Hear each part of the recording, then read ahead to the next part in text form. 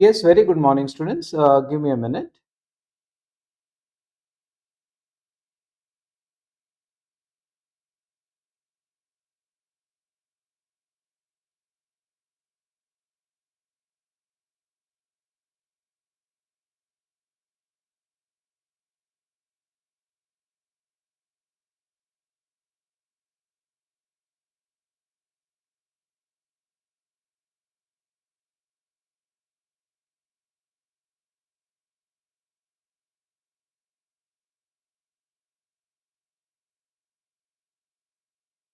Okay.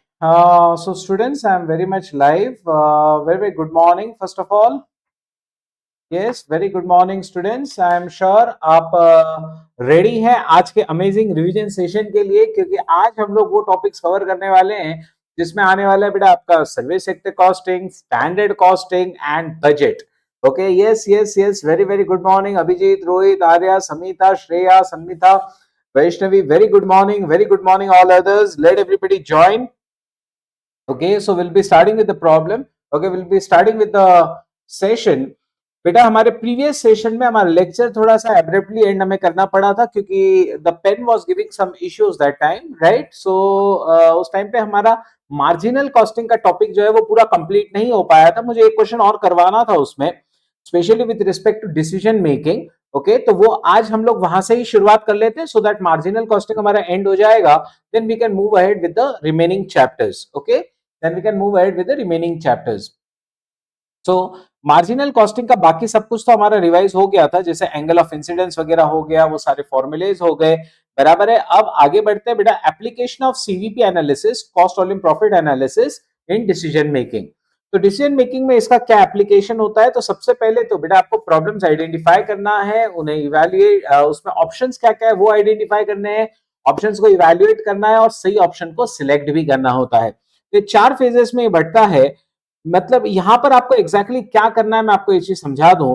बेटा यहां पर आपको बहुत सारी सिचुएशंस दी जाएंगी. जैसे फॉर एग्जांपल मान लेते हैं हमारे पास तीन मशीन्स है, तो एक मशीन के आवर्स लिमिटेड हैं, या हमारे पास लेबर है तो लेबर के आवर्स लिमिटेड है, या रॉ मटेरियल्स की शॉर्टेज है, या आपको एक एक्सपोर्ट ऑर्डर आ जाएगा, पूछा जाएगा कि इसे करना है या नहीं करना है.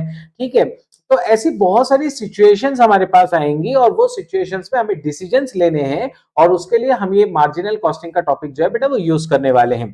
ठीक है ना, उसके लिए बेटा हम लोग क्या करने वाले हैं, ये मार्जिनल कॉस्टिंग जो है वो हम लोग यूज करेंगे. अब इसे कैसे किया जाता है ये मैं आपको, स्पेशली जो कंस्ट्रेंट वाले प्रॉब्लम्स है इनका एग्जाम में आने का थोड़ा प्रोबेबिलिटी ज्यादा होता है. तो बेटा मैं यहाँ पे आपको जो क्वेश्चन नंबर 10 यहाँ पर दिख रहा है, उसमें वो कंस्ट्रेंट वाला पार्ट कैसे सॉल्व होता है, सबसे इंपॉर्टेंट वही पार्ट है, उसके ऊपर हम लोग अभी डिस्कशन करेंगे और उसके बाद आगे बढ़ेंगे. Okay, so let us start with the session. Illustration number 10. Moon Limited produces products X, Y, and Z and has decided to analyze its production mix in respect of the three products X, Y, Z. X, Y, Z आपको दिया हुआ है बेटा, direct materials per unit is 160, 120 and 80. Variable overheads आपको दिए गए तीनों के, direct labor दिया गया है. डिपार्टमेंट ए के बेटा रेट है 4 रुपीज पर आवर, और आपको एक्स को बनाने को 6 घंटा लगता है, वाई को बनाने को 10 घंटा लगता है, जेड को बनाने को 5 घंटा लगता है. डिपार्टमेंट बी में रेट पर आ रहे 8 रुपए, और उसको एक्स को बनाने को 6 घंटा लगता है, वाई को बनाने को 15 घंटा लगता है, और जेड को बनाने को 11 घंटा लगता है. From the current budget further details are as follows. Annual production अभी का क्या दिया गया है वो आप देख सकते हैं, 10,000, 12,000, 12,000. Estimated selling price per unit जो है वो है 312, 400 और 240. Sales department estimate of possible sales in coming year. अगले साल कितना सेल्स हमारा एस्टिमेट है वो भी आपको दिया गया है, 12,000, 16,000, 24,000. There is a constraint on supply of labor in department A and its manpower cannot be increased beyond its present level. तो आप प्रेजेंट लेवल के ऊपर जो है मैन पावर को नहीं लेकर जा सकते. Identify the best possible mix of moon limited and calculate the total contribution from the best possible product mix. Okay, so आपका कितना कंट्रीब्यूशन हो सकता है वो आपको पूछा गया है. ठीक है, सो अब इस क्वेश्चन को सबसे पहले तो हैंडल कैसे करना है, तो आपको ये पता करना पड़ता है कि which is the constraint. Okay, कौन सा फैक्टर ऐसा है जिसपे कंस्ट्रेंट है. ठीक है, so we must identify that. Now when we are trying to identify the constraint, okay, remember that Understand, whenever we are trying to do that constraint part, there is a given condition in the question. See this, there is a constraint on supply of labor in department A. They have clearly specified that there is a constraint on supply of labor in department A. So department A is the bottleneck, right? Department A is the bottleneck. Department A is basically the constraint factor, limiting factor. Okay, so now we must analyze the entire question from the viewpoint of A, because A is in limited capacities.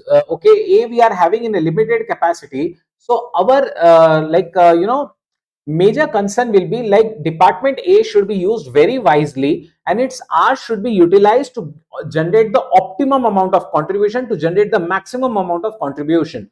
So department A's hours have to be analyzed very, very carefully.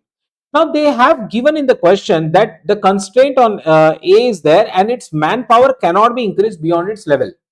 Now first thing what you will have to do is how to solve this question. See, understand the sequence. First thing, calculate the contribution from each and every product X, Y, Z. Now then, because there is a constraint of labor in department A, divided by the hours which it requires in department A, and the product which generates the maximum contribution per hour of department A will be the one which has to be utilized, which has to be made first. Now understand the sequence. First of all, everybody do calculate the contribution per unit of X, Y, and Z. Come on, this is the first thing you have to calculate, contribution per unit of X, Y, and Z. Now, sir, how to calculate contribution? So sales minus obviously all the variable expenses. Selling prices have been given 312, 400, and 240. Come on, I'll also solve it with you, so don't worry about it.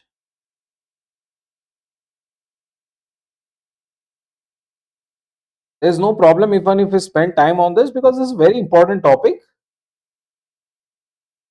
So X, Y, and Z, I'm having three products, right? X, Y, and Z, I'm having three products. What is the selling price? So 312, 400, 240, 312, 400, and I have 240. That's the selling price. Now I have to reduce all the variable cost. First is materials. First is materials. 160, 120, 80. 160, 120, 80. I have to reduce this. Variable overheads is given and direct labor obviously is given. So direct labor first I'll reduce. Sir, what is direct labor? See, in department A, X requires 6 hours, right? In department A, direct labor is the heading in which department A, as you can see, hello, yeah.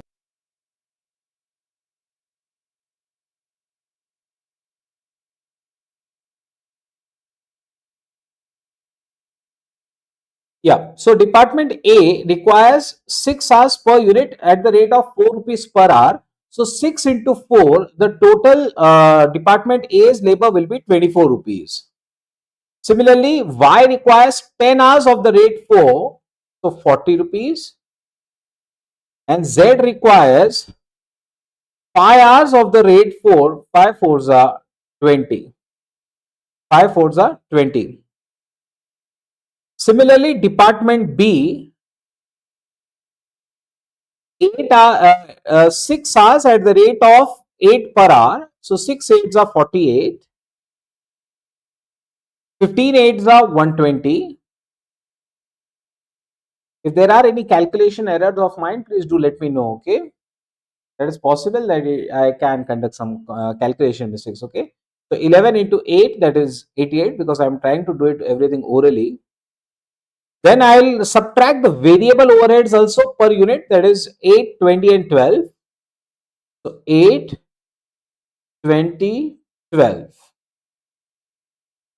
So I have subtracted all the variable expenses. Now students, calculate the contribution per unit. Come on, it's up to you now. Come on, calculate the contribution per unit. Subtract all the variable expenses. Now you can get the contribution per unit. Come on, contribution per unit. Come on, calculate all this and tell me what is the contribution per unit.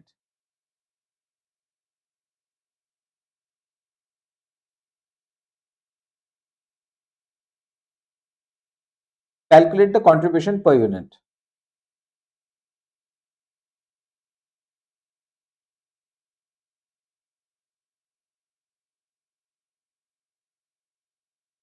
So I think this is having 72. Then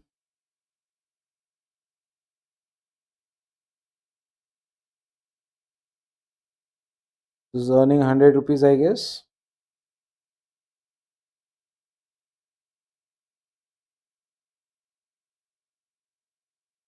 Earning, I guess, 40 rupees. Just check the calculations one more time. Yes, everybody, your answers are correct. Siddesh, Samita, Sanmitha, Shikha, Vaishnavi, Shreya, your answers are correct.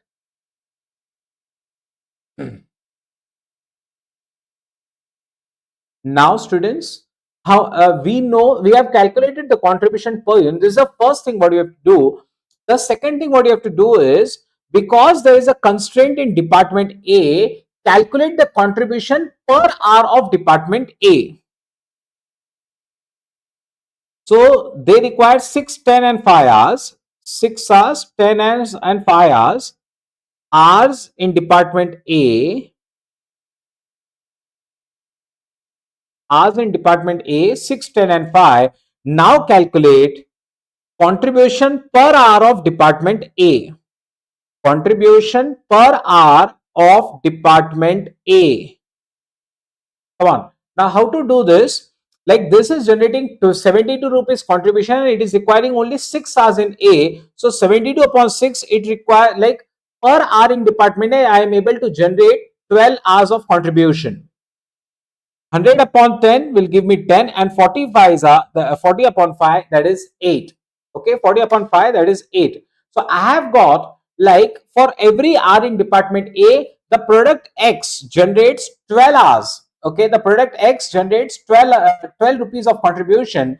For every hour in department Y, for every hour in department A, this product Y generates 10 rupees of contribution, and for every hour in department A, this Z generates rupees 8 of the contribution. Okay, this product Z generates rupees 8 of the contribution per hour. So this is how it works. Okay, now we have got the ranking. Like obviously this X is generating 12 rupees contribution per hour of department A. So this has to be produced first. Okay, this has to be produced first, and then you must produce Y, and then you must produce Z. So this should be the sequence. Okay, this should be the sequence. Remember that. Okay, first you produce X, then you produce Y, and then you produce Z. So follow that sequence. Okay, your answers are correct. Perfect. Now students, I have done the ranking. So ranking will be, I'll produce this first, then this second, and this to be third. Now some of you, if you can see, the total contribution generated by 1 unit of Y is 100 rupees. Okay, the total contribution generated by per unit of Y is 100 rupees. However, it is ranking on the second place. The total contribution generated by X is only 72, but still it is on the first place because per hour it is generating the maximum amount of contribution. Now students, I have understood that which one I have to produce first. But the problem is they have not specified how many hours are actually available in department A. Okay, so they have not given in the question how many hours are there in department A. Now, how to do this? They have told you its manpower cannot be increased beyond its present level. So, calculate what is the present level of department A. Now, we are producing at present 10,000 units of X, 12,000 units of Y, and 20,000 units of Z. We all know this X requires 6 hours in A. This 12 requires 10 hours, 12,000 Y hours requires Y unit required 10 hours in what do you say department A. This Z requires 5 hours in department A. Now everybody do calculate. Like I am producing 10,000 units which requires 6 hours in A. I am producing 12,000 units which requires 10 hours in A. I am producing 20,000 units of Z which requires 5 hours in A. Now do multiply and add up to calculate how many hours are actually available with me of department A. What is the current utilization level? Come on, calculate. I hope you have understood. They have given annual production at present, which is 10,000, 12,000, and 20,000. That is my annual production. Okay, that is my annual production. Now, with this annual production, understand, if that is the annual production and this requires this hours for every unit in this one. Okay, I'll simply multiply it and add it up to get the output level, to get the current, what is the number of hours we are using it. So 10,000 into 6 is 60,000, 12,000 into 10, that is 1,20,000, and 20,000 into 5, that is 1 lakh. So I think the total is coming, Arya, Abhijit, your answers are correct. The total is coming there is 2,80,000 hours.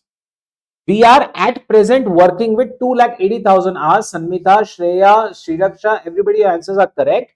Okay, so at present we are working with 2,80,000 hours. So how we got this is, we'll just multiply this. Now I'll tell you something. I'm directly telling you, so it is looking very easy, but when you actually do it on your own, it is very challenging, that you yourself have to calculate how many hours are there actually. So what will you do if you have to calculate that? You will simply multiply the current production with the current number of hours. Okay, current hours per unit, you just multiply, you will add it up and you will get 2,80,000. Absolutely perfect. Shreya, Siddesh, Vaishnavi, Kirti. Okay, your answers are correct. Now, students, I have got that I'll have 2,80,000 hours, okay, of this department A. Now, we have already done the ranking that I'll produce product X first. Now, X department will have this demand in the next one. So, 12,000 units I'll be making for X. Okay, this is my first preference. I'll utilize my hours to produce 12,000 units of X. So 12,000 into 6 hours. So 12,000 into 6. Obviously, I am having 2,80,000 hours. I am having 2,80,000 hours. I'll utilize how much? I'll produce 12,000 units at the rate of 6 per hour.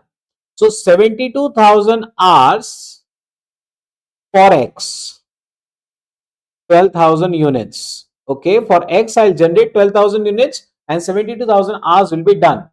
So minus 72,000. So 2,08,000 hours will be still left, right? 2,08,000 hours will be still left with me. Now, students, which one I will produce? My ranking in the second one is obviously Y. So I'll be producing Y now. Now, what is the demand for Y? Y is having 16,000 demand. It requires 10 hours for per unit. So 16,000 into 10, 1,60,000 is the requirement. I'm having that many hours. So 1,60,000 hours will be given to Y to produce 16,000 units. To produce 16,000 units. Now I'll be left with only 48,000 hours. Can you tell me how many units of Z will I produce? How many units of Z will I produce? Can I produce the 24,000? No, because 24,000 into 5 is 1,20,000 hours. I don't have that many hours, right? So how many units of product Z will be made? How many units of product Z will be made? Come on, do calculate, guys.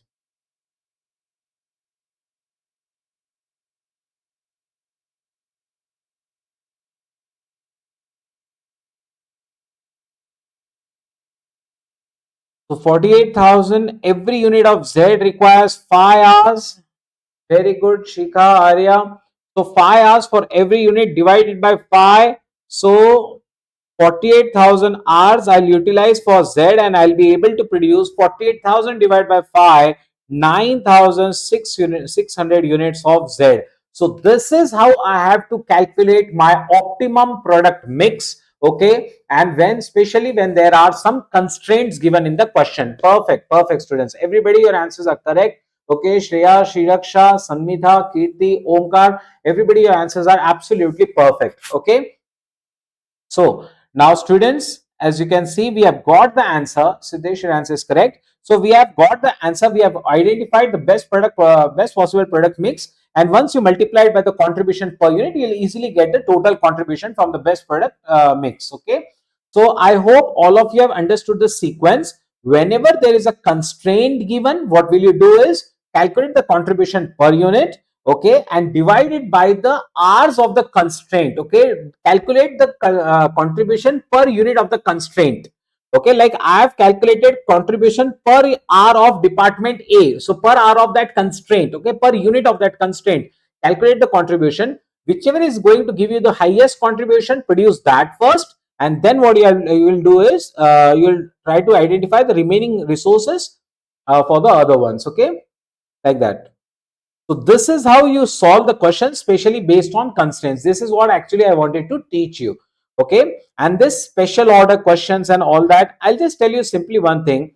Suppose if you get a special order, okay, I'll tell you something. If you get a special order and even if your fixed overheads are already recovered, your fixed overheads are already recovered at your current capacities, and if you're receiving one extra order, then what you have to look at is if you are able to recover more than the marginal cost, that is more than the variable cost. If you are recovering even 1 rupee extra, accept the special order.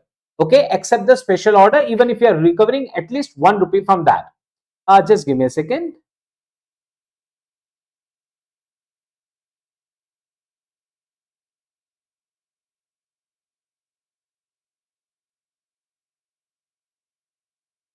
Okay, so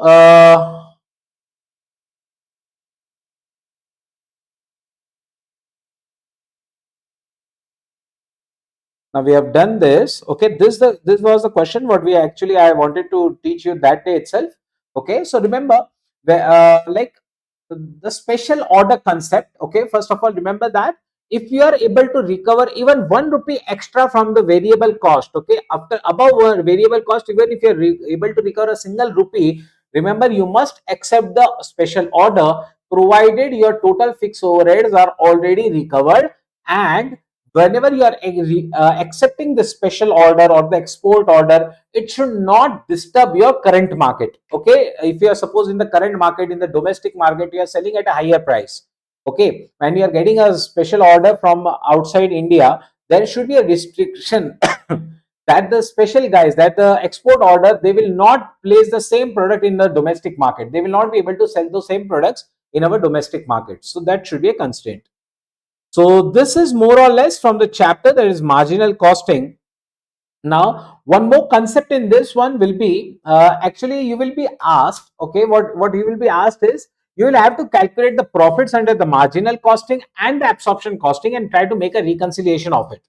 Okay, so solve for marginal costing, make a marginal cost statement, make an absorption cost statement, and then try to reconcile the profits between these two. Okay, so this is one more question which can be asked in your exams. Okay. So, but whenever you are doing this, you should understand like when exactly there will be difference between marginal costing and absorption costing. First of all, see, in marginal costing and in absorption costing, administrative overheads and selling overheads always go to P&L. So that is not the problem. The problem will arise with the manufacturing overheads. Okay, the problem will arise with the manufacturing overheads. Sir, why problem will arise with manufacturing overheads? Because in absorption costing, what happens is the manufacturing overheads, which are fixed as well as variable, both are included in the cost of production. But in marginal costing, only and only variable manufacturing overheads are included in the cost of production. So this is where the problem happens. Okay, so understand the reason first. In absorption costing, fixed and manufacturing both, fixed and variable, both types of manufacturing overheads are included in the cost of production. But in marginal costing, only variable manufacturing overheads are included in the cost of production. Fixed manufacturing overheads generally go to P&L account. Okay, and that is where the difference will happen, and you just have to show it to them by reconciling. That's it. And there are some cases where actually there will be no gap between the profits of marginal and absorption. First of all, if there are no opening and closing stocks, if there are no opening stocks, no closing stocks, obviously everything is already gone to P&L, be it absorption costing or marginal costing, profits will come same. If opening stock is equal to the closing stock, then also the profits under both the section is going to be the same. However, if the closing stock is more than the opening stock, what will happen? If closing stock is more than the opening stock, then there is going to be a difference. Profit as per absorption approach will be higher than the marginal approach.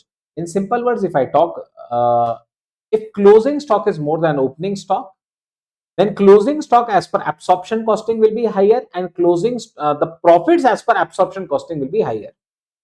Similarly, if opening stock is more than the closing stock, then profit shown by absorption costing will be lower, closing stock shown by the absorption costing will be lower, okay, or I can say profits as per the absorption costing will be lower. And in the other words, I can say profits as per marginal costing are going to be higher. Okay, so these are the cases, these are the things which you must understand. And I'll tell you one thing, there's a format to do this. When you will be calculating the income statements under absorption costing and income statements under marginal costing. Okay, this format has been recently revised, so please remember this format. Okay, other things are very easy. The only thing will be under over absorption, okay, which is going to be something interesting to remember. Sales you have to take, we are making an income statement, right? This is not a cost sheet, we are making an income statement. So obviously in the top there should be sales, and then I'll be reducing the expenses. This is absorption costing, so I know fixed and variable both manufacturing overheads are to be reduced. So direct material consumed, direct labor, variable manufacturing overhead, fixed manufacturing overhead. So I got the cost of production, I'll add the opening FG less closing FG, I'll get the cost of goods sold. Okay, and this cost of goods sold, I'll adjust it with the under over absorption of the manufacturing overheads, and then administration and selling as it is in totality, and I get the total cost of sales. So from this, just reduce this, you will get the profits. Okay, so that is how the format and the absorption costing is. Now, how does it differ from marginal costing? In marginal costing, this will not count. In marginal costing, fixed manufacturing overheads are not included in the cost. Plus, there will be a concept of contribution. See this, sales minus variable cost, I get material, labor, and then variable manufacturing overheads. So there we haven't reduced the fixed manufacturing overheads. So I get the cost of goods produced. I add the opening FG less closing FG, and then I get the cost of goods sold. Add variable administration and selling and distribution overheads. I get the total variable cost. So add selling and distribution cost, which is again a variable expense only. So I'll from sales, if I reduce this, I'll get the contribution, which is sales minus total variable cost and less all the fixed cost. Okay, and then I'll get the net profit. This is how I make for the marginal costing. Okay, this is how we make for the marginal costing. So this is the format. So you can just follow the formats and then try to reconcile. The difference will be only and only in the fixed production overheads. Okay, always and always. Whenever you try to do this, the difference will be in the opening stocks, closing stocks, and the overheads. That's it. Okay, so just compare those and done. Okay, that will be done more or less. So questions are very easy. Just see for the opening stock valuations, closing stock valuation, there and there only you will find the differences. If opening stocks are closing and closing stocks are nil, the profits under absorption marginal costing will be same. If the opening stock and closing stock are equal, then also both the profits will be same. But if the closing stock is more, then absorption costing will show a higher profit. If the opening stock is more, then marginal costing will show a higher profit. So those are the simple 4 rules that we have to remember. Now, coming to the next chapter, and that is service costing.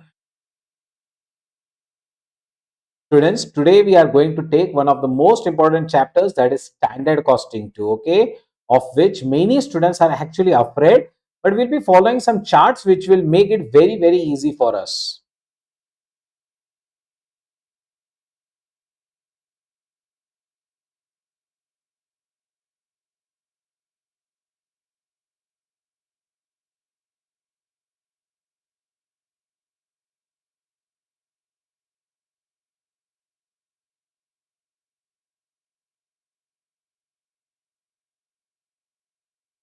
Now, students, this is the chapter service costing.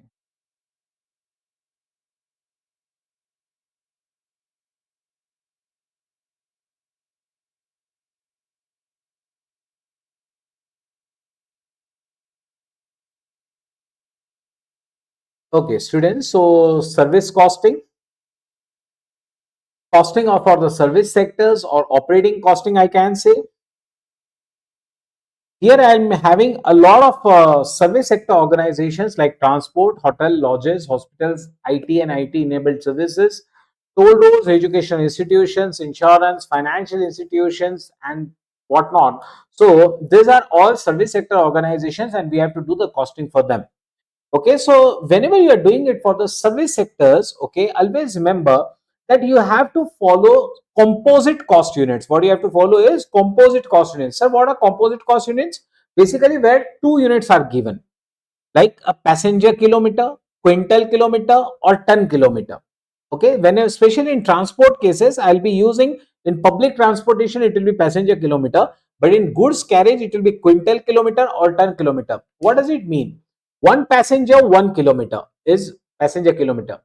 For 1 quintal and 1 kilometer, what is the cost? Like quintal kilometer and 10 kilometers, like that.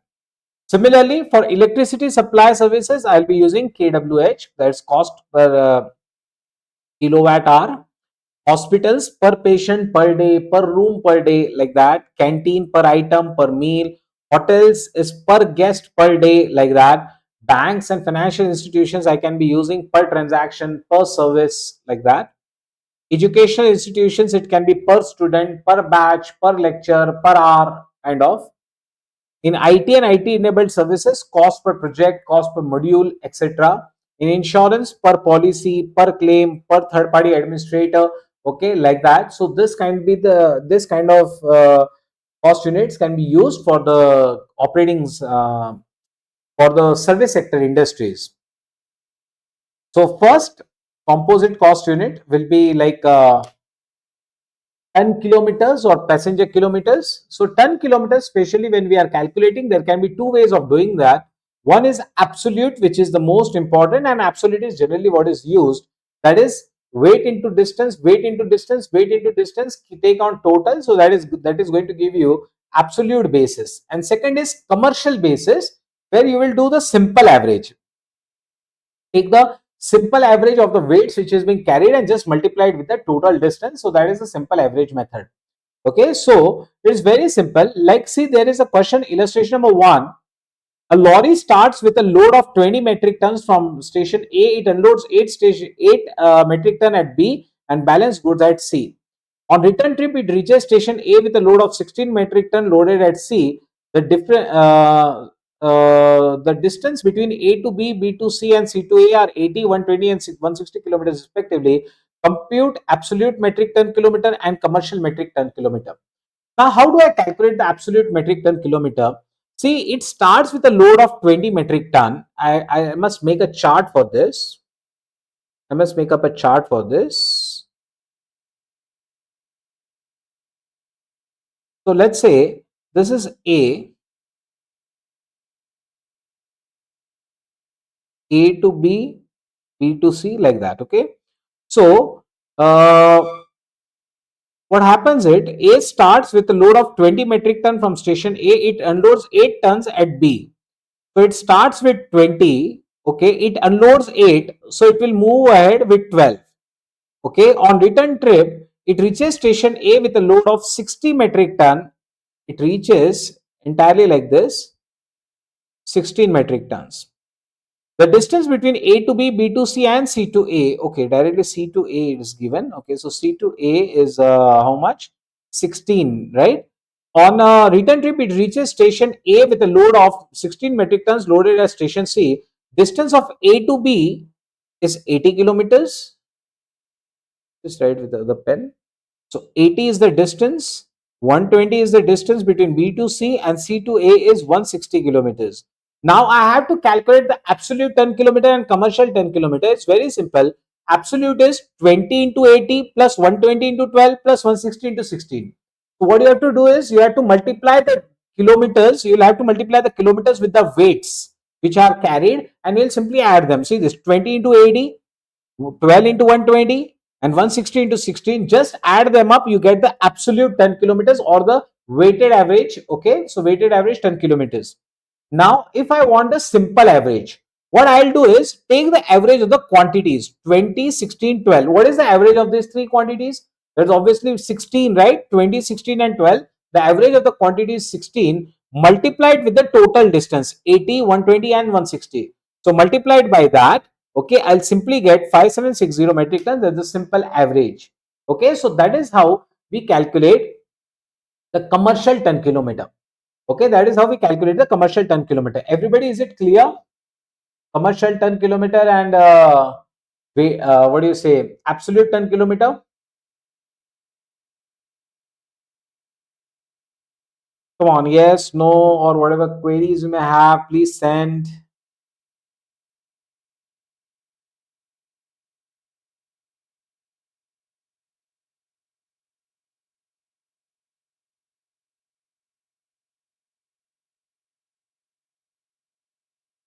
Yes, if there are any queries, please tell me.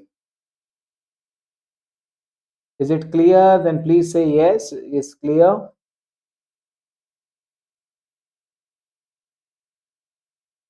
Chalo. I think it is more or less clear for everyone.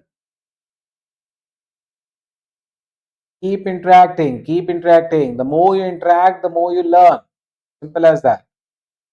Okay, the more you interact, the more you learn. Now the next topic is, whenever you are doing service sector costing, students, that time what you have to do is, you have to, many a times you have to find the equivalent units. Now what happens is, suppose you go to a hotel. Okay, you go to a hotel and you find like this: there are some standard rooms which are 100, there are deluxe rooms which are 50, and there are luxurious rooms which are 30. Now, the room tariff for standard room is a standard one. Okay, for deluxe room it is 2.5 times of the standard suite, and for the luxurious rooms it is twice of the deluxe suite. Now, obviously बात है, मुझे क्या करना है, I'll have to add up all the expenses and divide by the standard units, okay, equivalent units. Now problem ये है कि मैं टोटल कॉस्ट को जब पूरी रूम से डिवाइड करूंगा, I cannot do like this. Like there are 180 rooms, I cannot do like this. Suppose if the total cost is 18 lakh divided by 180 rooms, no, I cannot do like that. Why not? Why I can't do like that?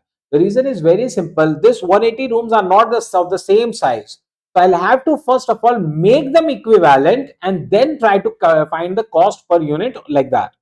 Now, how to do this? How to find the equivalent number of rooms?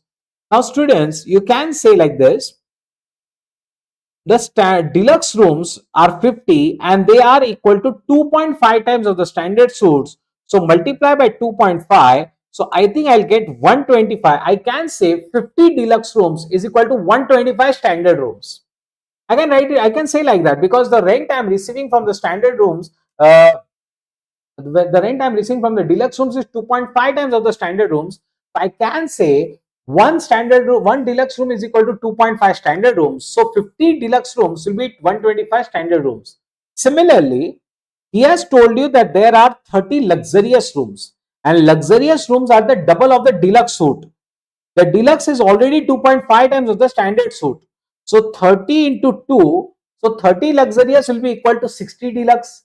60 deluxe will be equal to 60 into 2.5. So that is, I guess, 150 standard suits. 150 standard suits.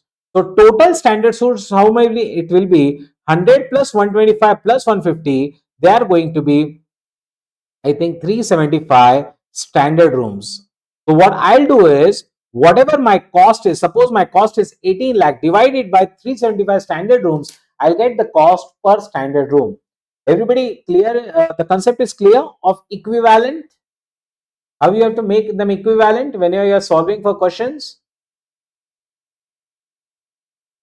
This out of your all the chapters, this is one of the easiest chapters what you have. All what you have to do is just add all the expenses, divide by the units what you have, okay, and you'll simply get the cost per unit.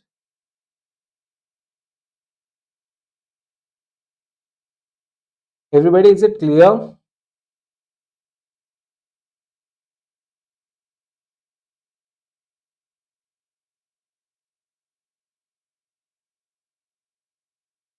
Perfect. So I got how much? 375 we got, right?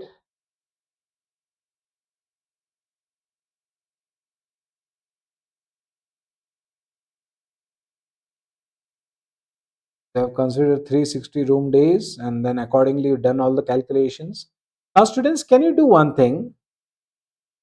What we have calculated was 375 per day. Okay, remember that. So 1,35,000 is perfect. 375 hour was for one day. So for 360 days, if I multiply, I get 1,35,000. Okay, I'll get 1,35,000, which is the ultimate total. Now, students, can you do one thing? For this one, calculate the equivalent number of units per in terms of luxurious rooms. Calculate the equivalent number of units in terms of luxurious rooms. Come on. Calculate equivalent number of units in terms of luxurious rooms. You must understand that luxurious room, or I can say uh, two deluxe rooms is equal to one luxurious, and 2.5 times of standard is one deluxe, and two deluxe will give you actually one luxurious. So calculate the equivalent number of luxurious units. Calculate the equivalent number of luxurious units. Okay, Abhijit. For one day only you calculate, that is okay. Like I know deluxe, this luxurious is twice of the deluxe route. So 50 deluxe will be equal to 25 luxurious. 50 deluxe will be equal to actually 25 luxurious only, because 2 deluxe is equal to 1 luxurious. So 50 deluxe is equal to 25 luxurious. Similarly, this standard they have told you that 2.5 standards will give you 1 deluxe, and 2 deluxe will give you actually twice of the deluxe suite. Now understand this. 100 divided by 2.5 will do. So I got 40 deluxe. 40 deluxe divided by 2, I get 20 standard.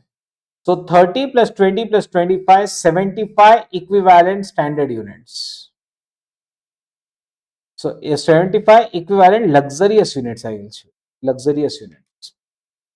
Okay, so that way it can be done. You can multiply or divide and get the answers. Okay, so 75 equivalent luxurious units will be the answer for that. How I have done it? Like for example, from deluxe, if I have to go to standard, I have to multiply by 2.5. So from standard to deluxe, if I have to come, I have to divide by 2.5. Similarly, from luxurious to deluxe, when I was going from luxurious to deluxe, I multiplied by 2, because 1 luxurious is equal to 2 deluxe. So for 30 luxurious, I multiplied by 2, I got 60 deluxe. Similarly, if for deluxe you have to bring to luxurious, divide by 2. That is how you calculate this.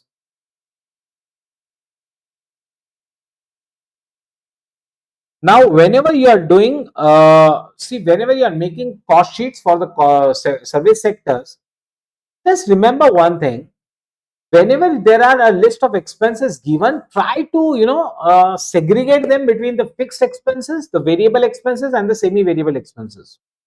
In service sectors, especially transport, if I talk about, the variable expenses can be referred to as the operating expenses. The fixed expenses will be like the garage and all that. They will be called as the standing charges. And the semi-variable expenses will be called as the maintenance expenses, like cleaners and all that. So understand there will be three kinds of expenses. One is fixed, one is variable, and one is semi-variable. Generally, oil will be a part of semi-variable maintenance. So variable expenses are the running expenses, or I can say operating expenses. Semi-variable are for maintenance, and the fixed expenses are for standing charges. Okay, a fixed charge like a rent. Now, see this. Semi-variables, repairs, tires, spares have been given, standing charge or fixed cost, insurance, license fees, whatever is fixed. Whatever is fixed will form part of this. Garage rent, depreciation, tax, administration, running or variable cost will be petrol, diesel, lubricant oil. Lubricant oil can be semi-variable also. Okay, remember that. Next, wages to driver, conductor, cleaner, depreciation, etc. Now, there can be a lot of questions like this. Okay, what you have to do is simply add all the expenses. Students, simply add all the expenses and divide it by the equivalent number of units, whatever you may be having. Maybe it can be passenger kilometers, it can be ton kilometers, and so on. Just add all the expenses, okay, and simply divide it, you get the answer. Now, students, I want from you the way how we calculate the passenger kilometers and all that. Students, I won't teach you how to add the expenses. They are already given, you just have to add them. Sometimes what happens is they are given in months, so we have to convert it in years and add. So this is very easy. That's not a problem. Any student can do that. Okay. The problem arises in passenger kilometers. Now, students, एक से passenger transport company is running 5 buses between two towns which are 40 kilometers apart. Seating capacity is for each bus is 40 passengers. Following details are available from the books of April. Actual passengers carried away were 75% of the seating capacity. All 5 buses run on all days of the month. Each bus made one round trip per day. Now you calculate passenger kilometers. So that is the challenge. The other expenses is not the challenge. Okay. Calculate the passenger kilometers in this question. Calculate the passenger kilometers. We are having 5 buses. Okay. How many buses? We are having 5 buses. I'll also help you how I have to calculate, how we have to calculate the passenger kilometers. So students, 5 buses multiply whatever it is, just keep on multiplying. Finish. 5 buses, 40 kilometers apart. 40 kilometers they are going to go. Seating capacity is 40 passengers. Okay, I'll tell you one thing. 40 kilometers if you are going, you are also coming back. So always make it double, because it will be always a round trip, right? So you'll go and you'll come back. So 5 buses, 40 kilometers going and coming back. Seating capacity is 40 passengers. How much we are carrying? 40 passengers. 40 passengers is my capacity. But do I actually carry that much? They have given you actual passengers carried were 75% of the seating capacity. So I'm just carrying 75% of the above. I'm just calculating 75% of the above. All 5 buses run on all days for the month. So this was the month of April, right? So 30 days. How many days? 30 days. 5 buses, 40 kilometers to go and 40 kilometers to come back. How many trips? Each bus made just one round trip per day. One round trip, right? So I just multiply all them. I already done that round trip part. So 5 into 40 into 2 into 40 into 75% into 30. Come on, do that.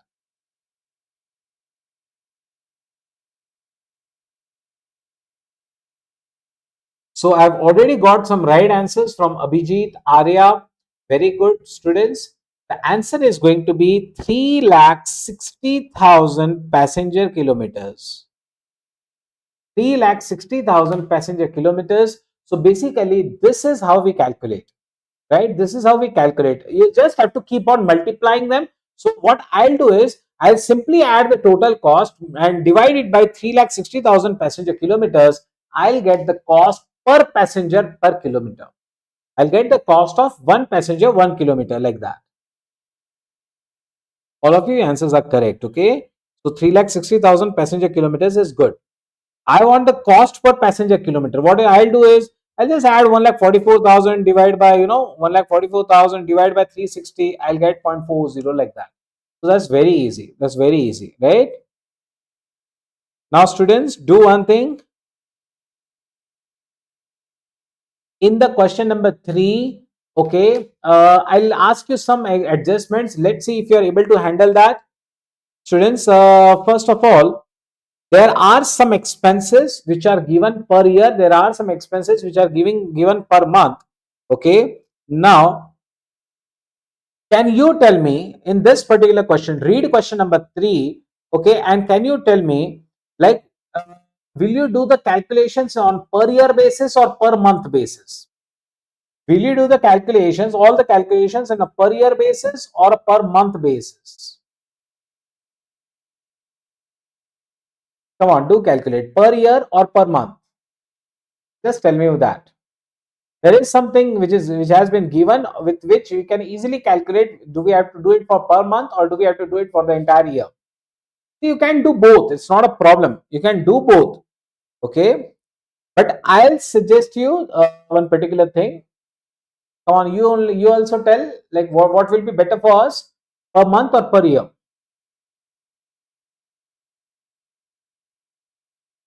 Maximum details are given on a monthly basis. Okay, maximum details have been given on a monthly basis. Like, I am having the driver's salary, I am having stationary management salary.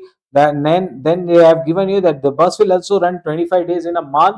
So I'll suggest you go for the entire calculation on a monthly basis.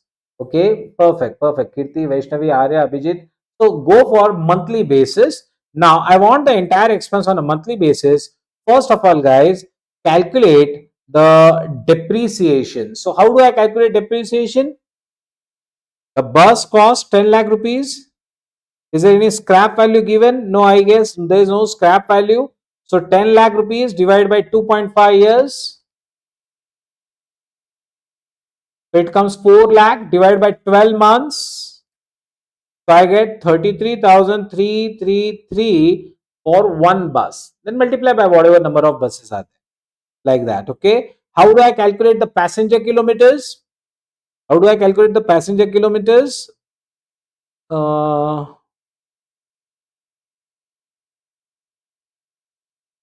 Students, I'll highlight the information, calculate the passenger kilometers. Okay. First information is over here. Then the next information is over here.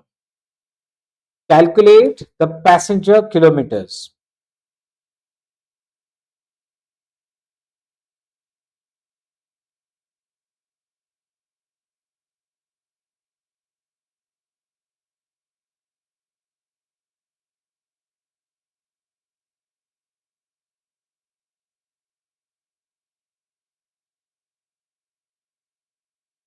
Calculate the passenger kilometers. Come on. For the month.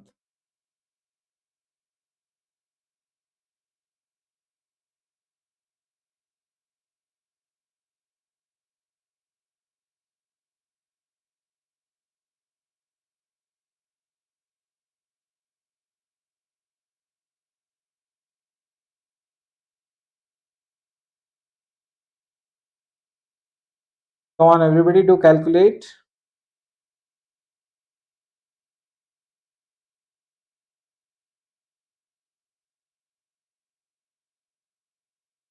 Say Arya. Nahi, Shiraksha. Your answer is wrong.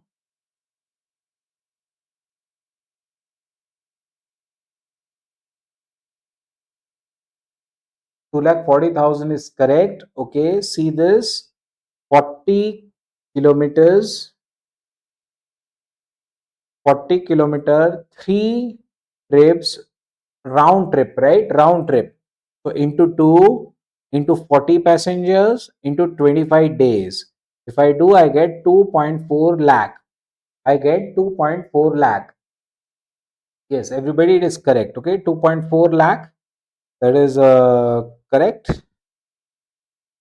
They have done it in per annum basis. Okay, they have done on per annum basis. We have calculated on monthly. Monthly was actually better in this one. Monthly was actually better in this one. Now, students, I'll ask you something. He has asked you a calculation, calculate the bus fare to be charged from each passenger. Now, when you have to calculate the bus fare to be charged from each passenger, suppose I have got 2.4 lakh passenger kilometers and my total cost is coming, let us say, my total cost is coming 28.8 lakh. What I'll do is my total cost 28.8 lakh divided by, come on, 28.8 lakh divided by 2,40,000. So it is coming 12 rupees, right? It is coming 12 rupees, 28 lakh 80,000 divided by 2 lakh 40,000. So it is coming 12 rupee per passenger kilometer, right? Per passenger kilometer. Now he is asking you the bus fare to be charged. How I'll calculate the bus fare to be charged? So simple. First of all, this is my cost per passenger kilometer. Okay. I'll have to add 15% profit on the takings. Now, how do I add 15% profit on the takings? See, my cost is coming 12 rupee per kilometer, per passenger kilometer. That is my cost. That is my cost. He wants 15% profit on takings. So, if my takings are, let's say, 100%, my profit should be 15%. So my cost should be 85%, like that. My cost should be 85%. So I'll divide this 12 rupee per passenger kilometer, or maybe what you can do is whatever is the total amount, divide it by 85%. So I get somewhere 14.117. Okay, this is my selling price or my fare per passenger kilometer. Per passenger kilometer. Okay, this is how I can get. I can even do it either for per kilometer basis, or I can do it for totality also. Now, students, once I have got the total takings, or I have got the passenger kilometer, okay, takings per passenger kilometer, he is asking you the bus fare to be charged. Students, this is not the answer for bus fare to be charged. This is just the answer for takings per passenger kilometer. But the distance was 40 kilometers. So I'll charge not for 1 kilometer, I'll charge for 40 kilometers. So into 40 I must do, and that is the fare to be charged. So whenever you are asked the fare to be charged, so just multiply with the whatever you are takings or cost per passenger kilometer, whatever you are getting, okay, you will multiply it by the number of kilometers also to get the fare to be charged. I am getting an answer somewhere 564.7. I'm getting somewhere 564.70. I hope everybody has understood this. Okay, this is something interesting. Just by getting the passenger kilometers and dividing the cost by the passenger kilometers need not necessarily give you the answer, because he has asked you fare to be charged. So I'll multiply it with the number of kilometers and I'll ultimately get the fare to be charged. I know that Arya, that 10% commission is also there. I'm not specifically talking for this. Okay, नहीं तो मैं पूरा calculate करवा के दे देता बेटा आपको. मैं स्पेसिफिकली इस क्वेश्चन की बात नहीं कर रहा था, मैं सिर्फ आपको एक आइडिया दे रहा हूं मैडम. नहीं तो आप तो जानते हैं, लाइक हम लोग कभी ऐसे सॉल्व नहीं करते. What we do is normally हम लोग यहां पर we normally make a chart like this. Suppose I'll write the material, I'll write not material, sorry, I'll write diesel, I'll write garage, and I'll rent and all that. I'll do all this, okay, out of which the fixed expenses, the fixed or standing charges I can write. Standing charges, then I'll write running cost, I'll write the maintenance expenses, I'll just add them up. Okay, whatever I add, now what happens is, oh sorry, I'll just add them up. What will happen is, now he will give you that commission is 10% of takings, profit is 15% of takings, takings will be 100%. So whatever the takings are, this has to be 75%. This has to be 75%. So this is the real way of solving that. Okay, after that what I'll do is, I'll divide it by passenger kilometers. So I'll get takings per passenger kilometer.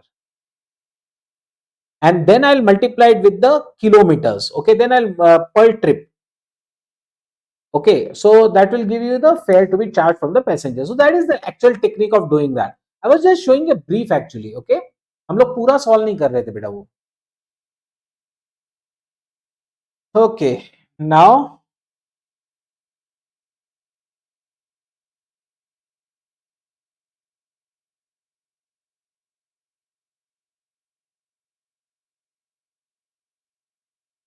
students, I'll tell you one thing in this particular one, especially.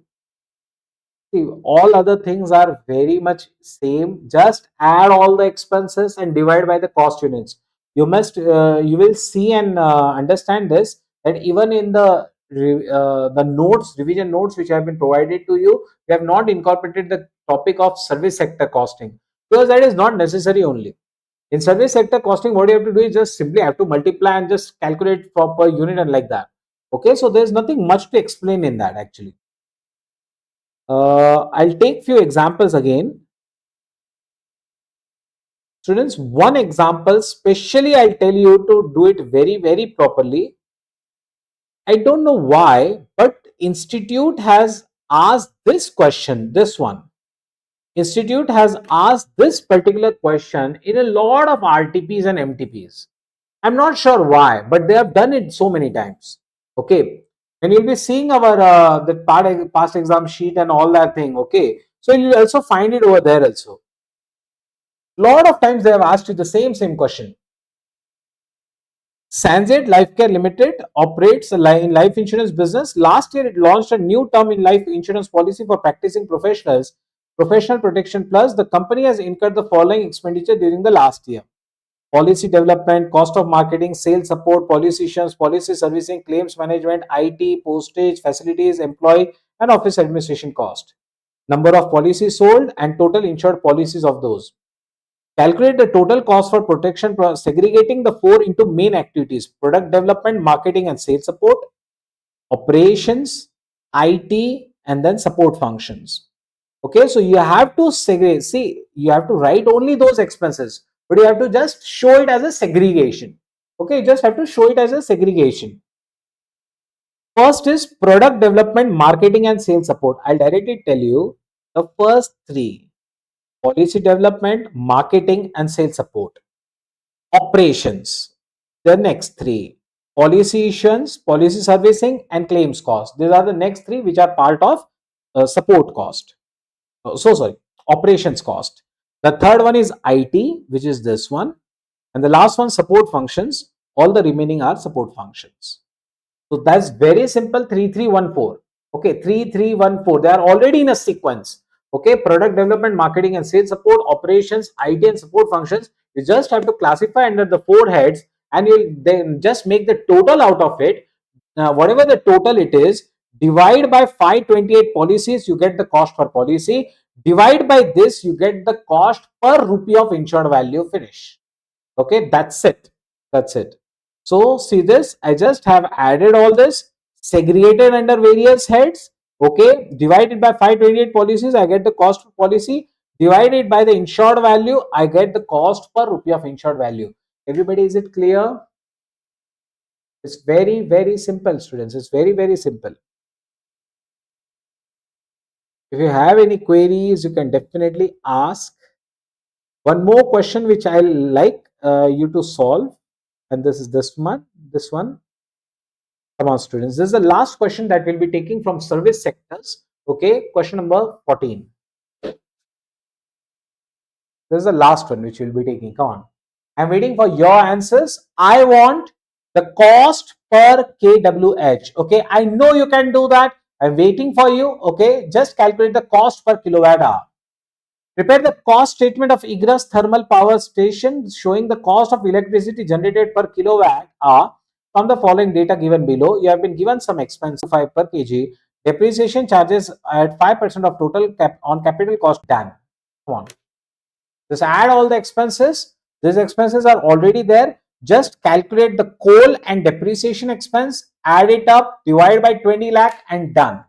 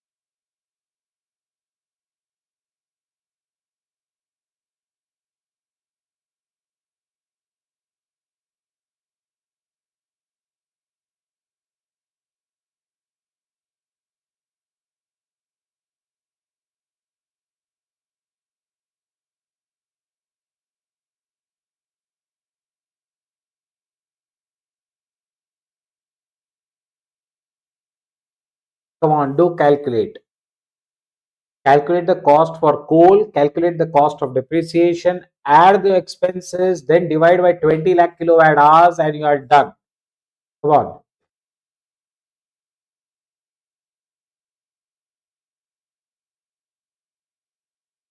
Very good, Abhijit.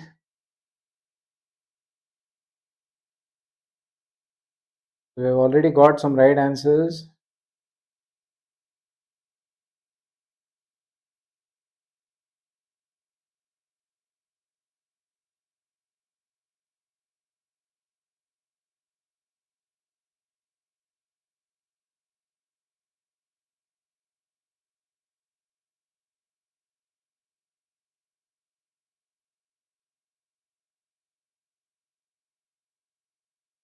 Shriyaksha, Arya, your answers are correct.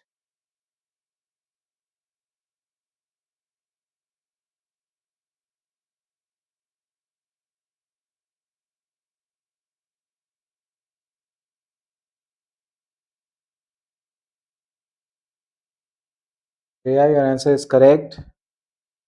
For 5 kilowatt hours, you require 4.2 rupee to 5 rupees expenditure. Very good, Omkar. So, बेटा 20 lakh kilowatt hours के लिए कितना? It's like this.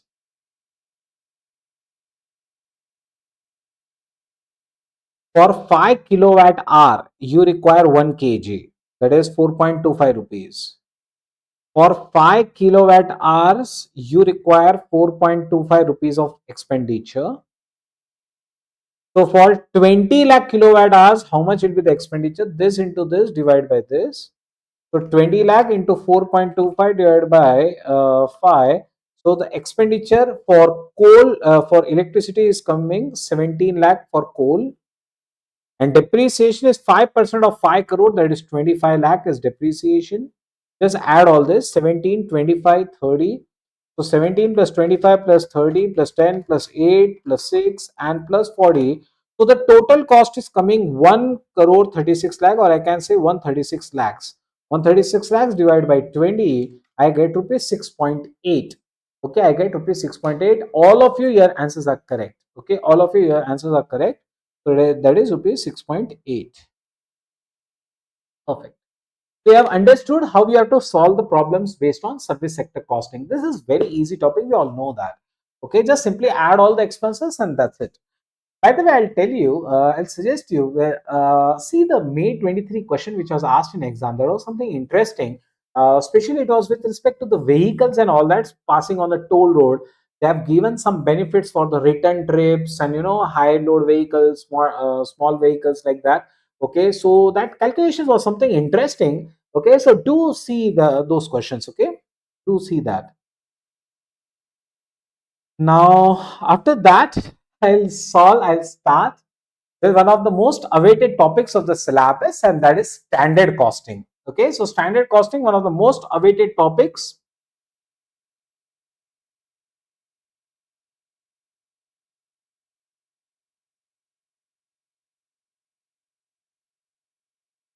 See, in standard costing, we'll be sticking to only the most important things. In standard costing, first of all, do understand that chapter is not from theory perspective. This chapter is from practical perspective. You will be given some questions. You will have to calculate the variance of those things. Standard costing, you have to set the standards and compare them. These all basics you all know. Okay, so I'm not wasting, this is a crash course. I'm not wasting time on irrelevant things. Okay, why standard costing needed and all that things. Okay, there are four types of standards also. First is ideal standards, which are the most favorable but practically not achievable. Normal standards, which can be achieved. Okay, basic or bogey standards. In fact, normal standards are generally normally achieved or achievable. Next, basically, I can say on an average, you have been generating like for past 3 years, 4 years, what I have you have been generating is a normal standard. Basic or bogey standards, which are actually constant for over a very long period of time. Example, suppose if you are making biscuits, okay, you are in the manufacturing of biscuits, okay, then you'll have to make segregation. For 1 kg of biscuits, you require like half kg of wheat, like that. This kind of standard will be fixed for a very long time. This is a physical standard, right? For 1 kg of biscuit, you require half kg of wheat. So that's a basic thing which is going to be constant for a very long period of time. I've been asked a query, sir, whether separation of standing and variable cost is compulsory. It is not compulsory, but it is advised to do that, because it has been seen that this was previously not there, but ICI has recently introduced it in the syllabus to segregate the service expenses, okay, service costing expenses in these three heads. So I'll tell you, it is not mandatory to do that, but yes, it is advised to definitely do that. Okay. Current standards are basically whatever are your expectations, anticipations for the current period. Next, procedures and all that, these are all irrelevant things. You can see in the content.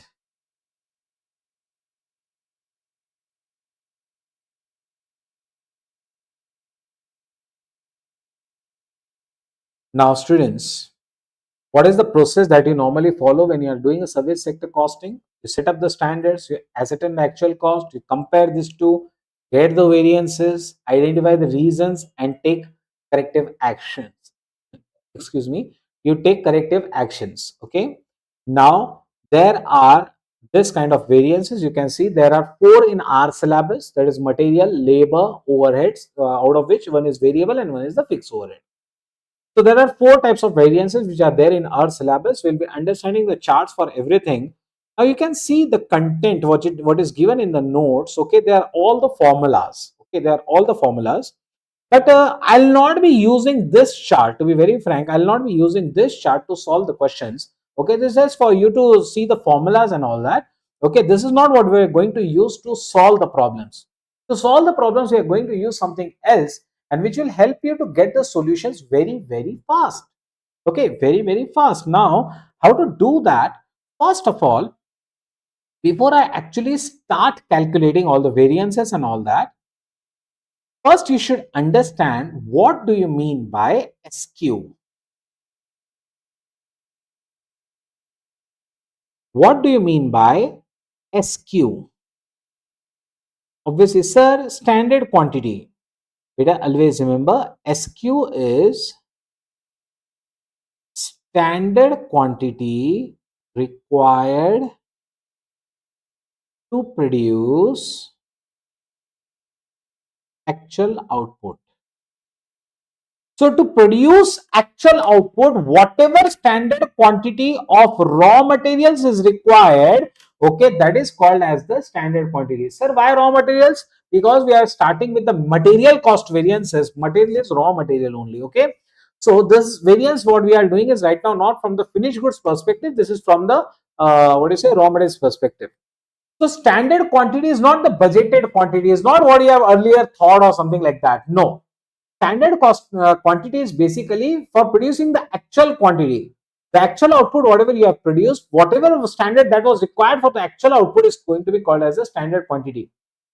Actual output को बनाने के लिए जितनी quantity लगनी चाहिए थी उसे कहते हैं standard quantity. Okay,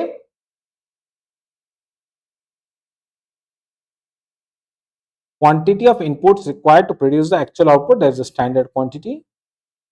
Now students, for solving the material cost variances, we must follow a chart. We must follow a chart. And sir, what is the chart?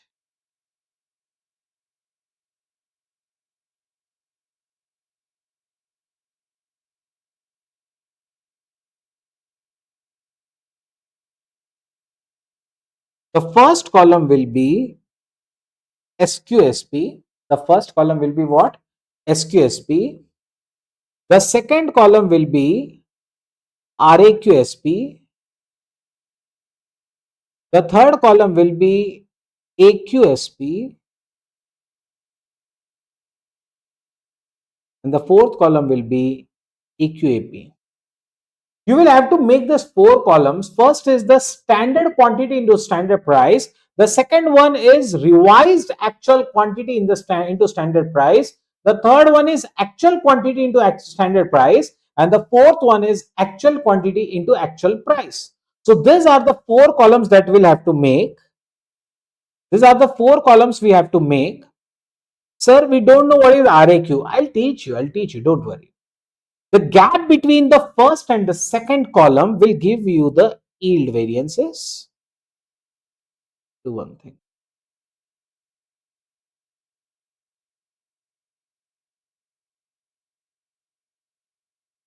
The gap, see, whatever is the total of this, the gap between the first and the second will give you the yield variances.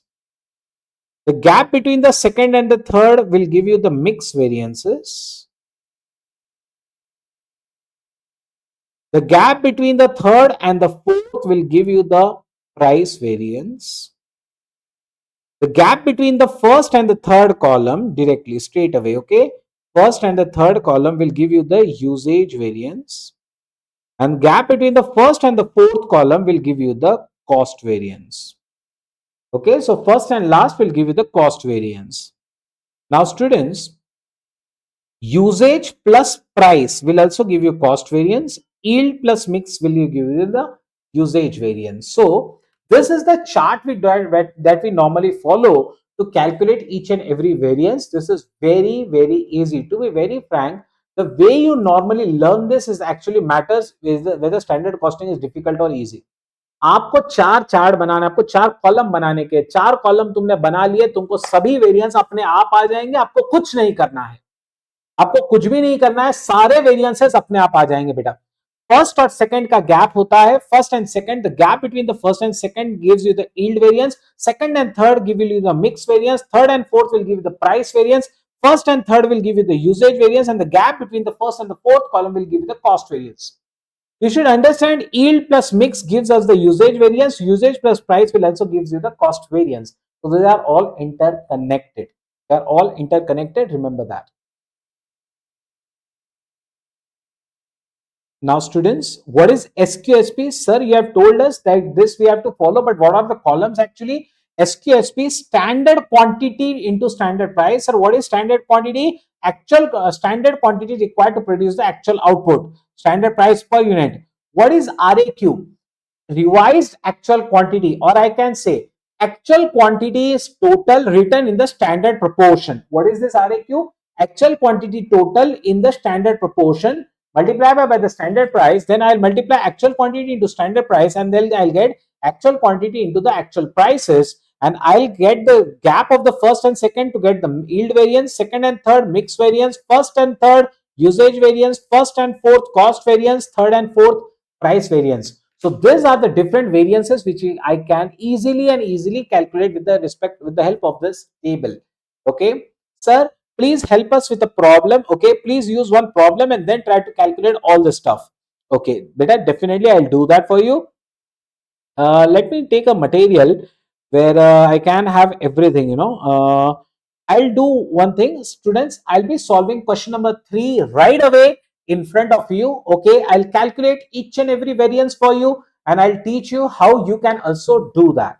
Students, the standard cost of a chemical mixture is as follows. 40% material A is at 20 rupees per kg, 60% material B at 30 per kg. You will also solve this with me, okay, along with me, and we'll calculate each and every variance, okay, for each and every product.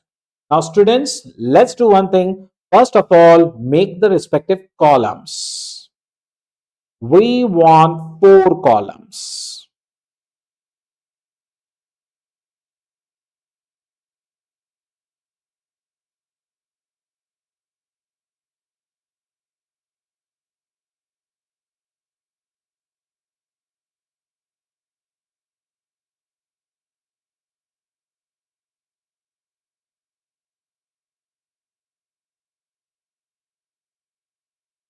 Actually, one more column would have been better to write the names of the materials, that is A and B,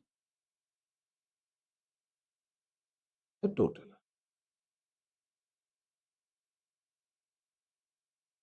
A, B and total. Okay, I'll write this.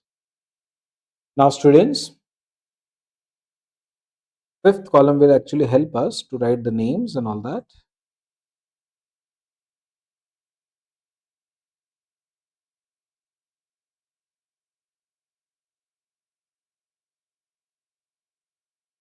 Now, students, what happens? See this. The first question the first thing they have mentioned in this one is the standard cost of chemical mixture is as follows: 40% material A at 20 rupees per kg, 60% material B at 30 rupees per kg. A standard loss of 10% of input is expected in the production. This is a very crucial line. Okay, a standard loss of 10% is expected in the production. It means that if I introduce 100 units, only 90 has to be produced. Okay, only 90 will get produced. This is the meaning of that. Then I have the cost records of the period showed the following usage: 90 kg material A at a cost of 118 rupees per kg, 110 kg of material B at a cost of 34 per kg. The quantity produced was 182 kg of the good product. Okay, what was the quantity produced? 180 kg of the good product. Now, students, whatever the details are there, I'll first mention that. Okay, so this 20 rupees and this 30 rupees, this denotes the standard prices. What are this 20 and 30? This denotes the standard prices. 90 kg of A, 110 kg of B, this represents the actual quantity. 18 and 34, this represents the actual prices. Okay, this represents the actual prices. Now, I just want two things. One is the standard quantity and second is the revised actual quantity. I'll do one thing. First of all, I'll mention at least SP, AQ and SP. 20, 30. Come on.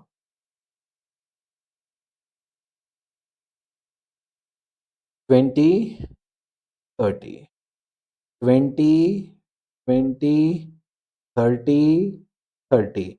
See, I'm having standard prices in the product. Okay, so I'm writing the standard prices 20, 30, 20, 30, 20, 30. In the last column, I'm having actual quantity to actual price. Now I'm having actual quantity 90 and 110. 90 and 110. So 90 actual quantity, 110 actual quantity. 90, 100 and actual quantity, 110 actual quantity. I've noted the actual quantities now. I want actual prices 1834. Actual prices 1834. Okay, so 18 and 34 I have got. Everybody understood till now? I just want two things now. One is the SQ and second is the RAQ. I just want these two things: standard quantity and the revised actual quantity.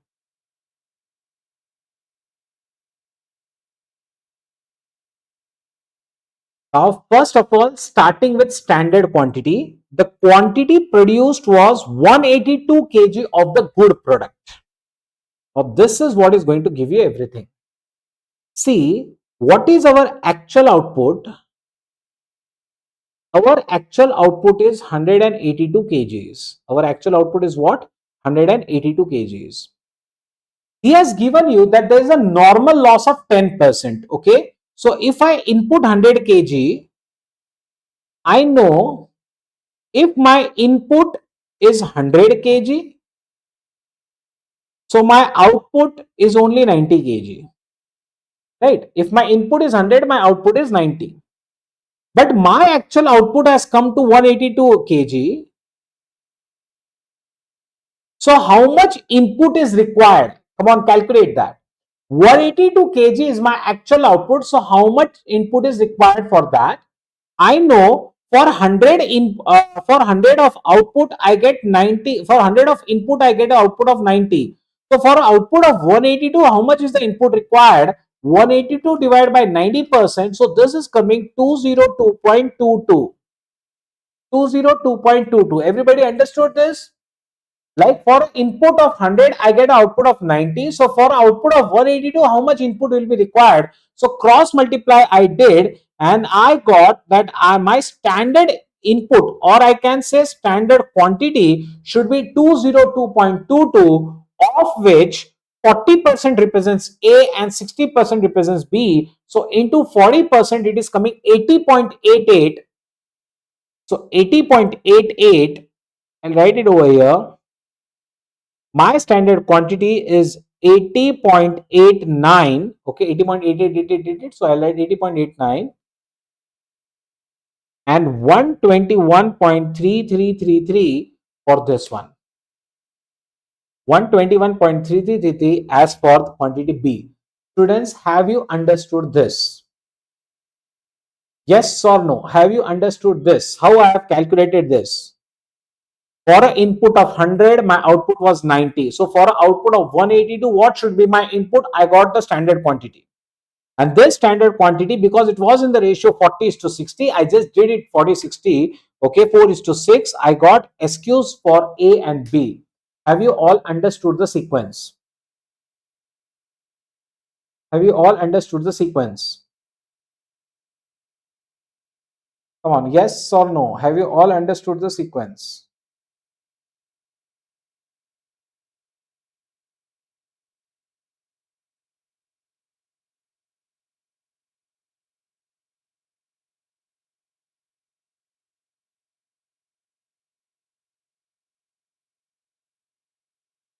Very, very good.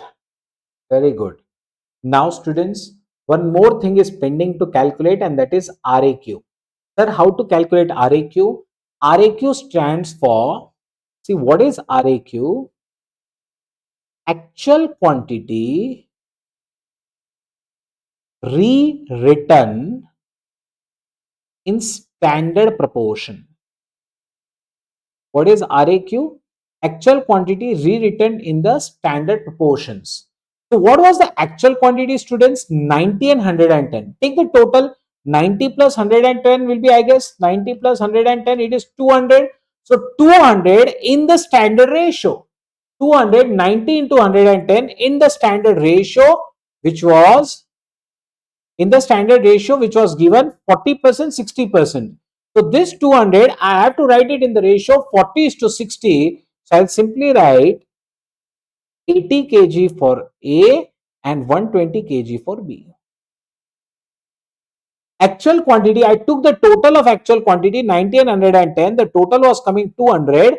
Okay, 200 in the ratio 40 is to 60. Now I have filled all the columns. So let's get the final figures for every item. So 80.89 into 20, I got 1617.8. 121.33 into 30, I got 3639.9. Actually, I can write 3640 also. That is better. So I got 5257.8. Then I have this one 1600. This will be 3600. So the total will be 5200. 1800, 3300. The total will be 100. 19 to 18. 1620,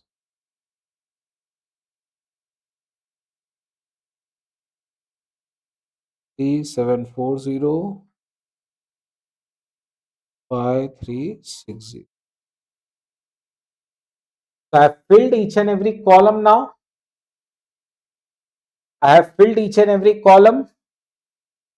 Now after that, students, I want the yield variance. Okay, I want the yield variance. How will I get the yield variance? Students, first column minus second column. Okay, first column minus second column.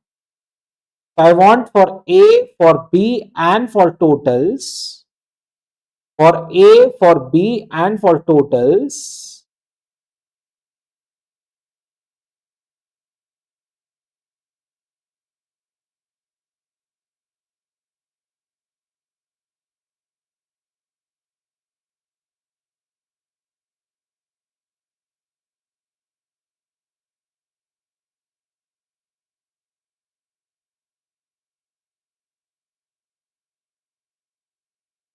Now, students, I want the yield variance.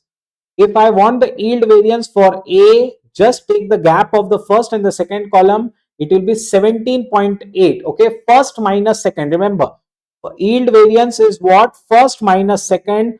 17.8 for product A, right? For product A, 17.8. Chalo, next for product B, 3640 minus 3600, answer 40.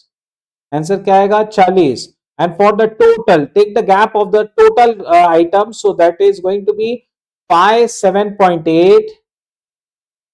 Sir, whether they are favorable or adverse. Beta, the answers are coming positive. Like if I do first column minus second column, it is positive 17.8, positive 40, positive 57.8. Whenever the answer comes positive, whenever an answer comes positive, the understand they are going to be favorable.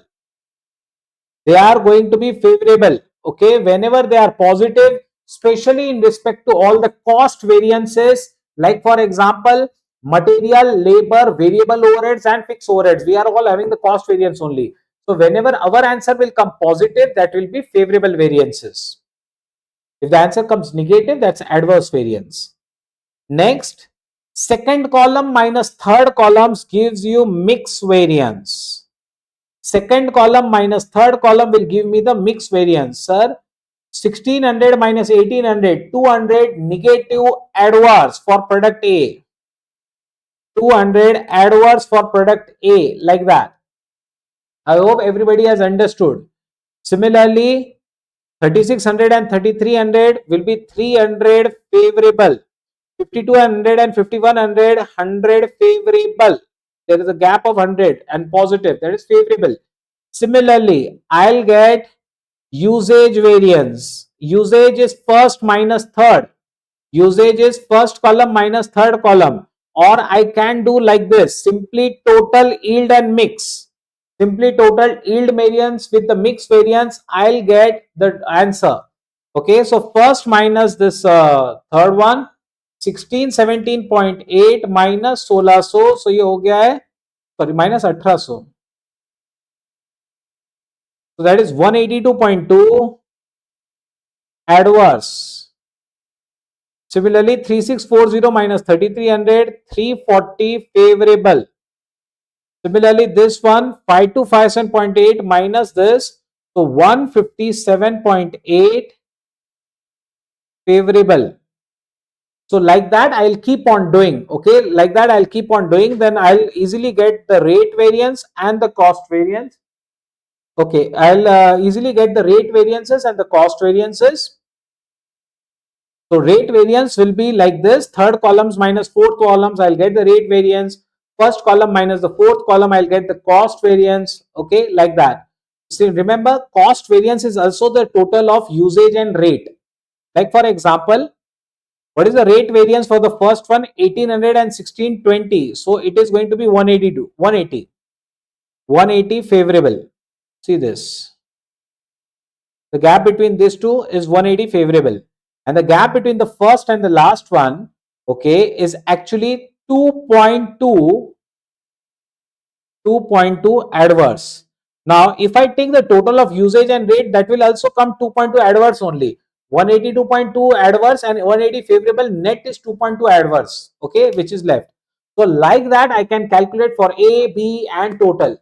Sir, do we have to make this as always the rows and this as the columns? No, you can interchange them. Okay, those students have solved with me in the class, probably we have done this in the rows and this in the columns. Okay, this in the columns, because it's easy to compare and fatafat do keep on the writing all the answers. Okay, like that. तो I hope सबको समझ में आ गया है. क्या सभी को clear हो गया बेटा? ये क्या सबको क्लियर हो चुका है?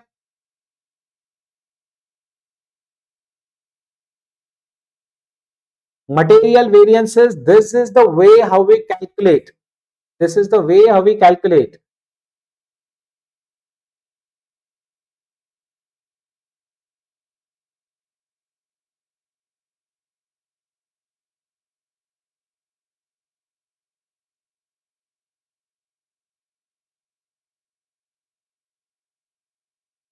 Okay, so you can see that we have not tried to remember any formula. It is just with the help of chart we are easily getting all the variances.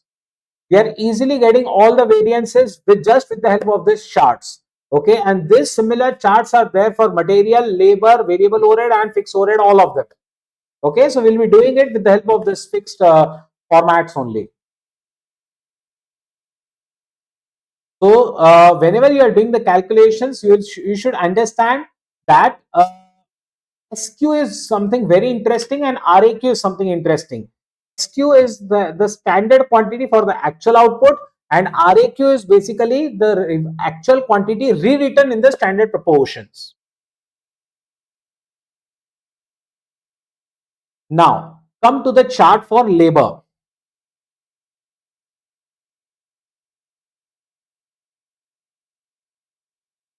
182 and all that. All answers will match. Huh? Okay, so don't even need, there is no need to even check that. Answers are definitely going to match. Now coming to the labor variances. So how to calculate the labor variances? So let's make a chart for the labor variances also. Let's try to make up a chart for labor variance also. Just yes. This is a question which we can solve, which will cover almost everything what we want.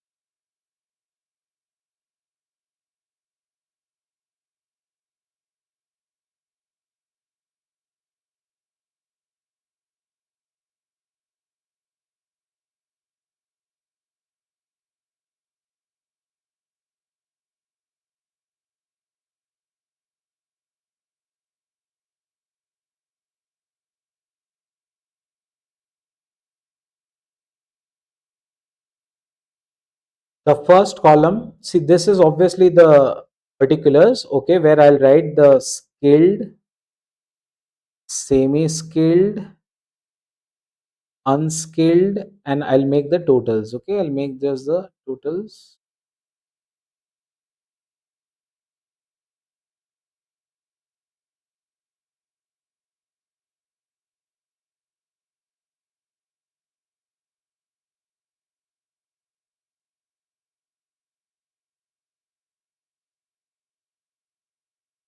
The first column will be SHSR, RAHWSR, AHWSR,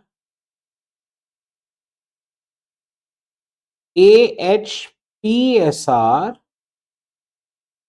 and AHPAR, and AHPAR.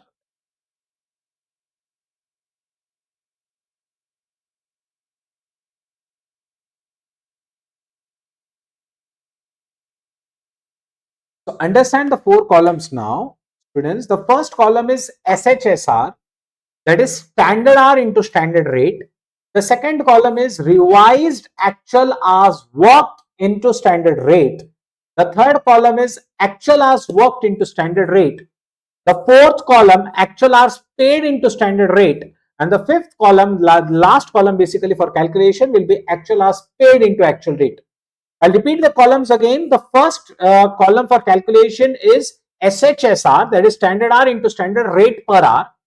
The second one is revised actual hours worked into standard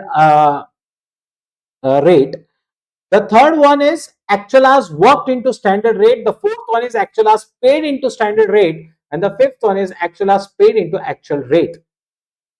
So these are the columns that we do have to make. Okay. So, do you understand what is standard? What is standard rate? Obviously, the rate per hour which will be mentioned in the problem. So, what is actual rate mentioned in the problem? What is actual hours paid mentioned in the problem? What is actual hours worked mentioned in the problem? So, we have to calculate only two things. One is again the standard hours, and the second one is revised actual hours worked. These are the two things that we have to calculate. Standard hours are basically the standard hours required for the actual output, and same thing the way we did for the standard quantities. For actual output, whatever is the standard hours that are required, you will have to use in SH, and actual hours worked written in the standard proportion is RAHW. Now students, let us try to do this, and then afterwards I'll explain you what is the gap between first and second, second and third, third and fourth, first and fourth, first and fifth, like that. I'll explain all that to you, okay, afterwards. So all the variances, each and every variance will be calculated with the help of these 5 columns, okay. So now let's solve this. Students, what I think I should do, you tell me, shall I solve for all the 3 or shall I do it for only one, that is skilled, and that will be more than enough? Do you want me to solve for all the 3 or you want me to solve any one of them? Okay, maybe if I try skilled, okay, I just solve skilled and the answer is going to be the same for all of them. Or whatever you want, I can do like that. Ultimately, it should benefit you, right?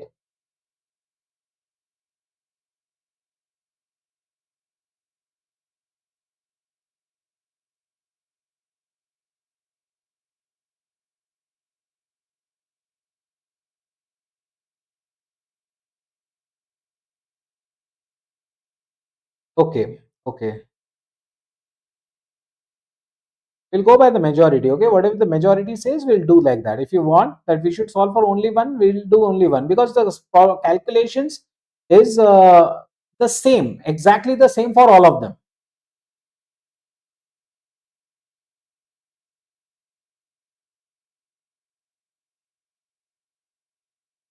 Okay, Arya, Shikha, fine, I'll do only one of them. So first of all, whatever is given, let's try to put that. Let's read the question. NPX Limited uses standard costing system for manufacturing product X. Following is the budget data given in relation to hours for manufacture of 1 unit of product X. Skilled I require. Thank you so much, Kirti, Abhijit, Shiraksha. Will be following only one. For 1 unit of X, I require skilled hours 2, semi-skilled 3, unskilled 5. Rate is given. So this, he has given the standard hours for 1 unit. Okay, he has given the standard rates. In the month of January, total 10,000 units were produced.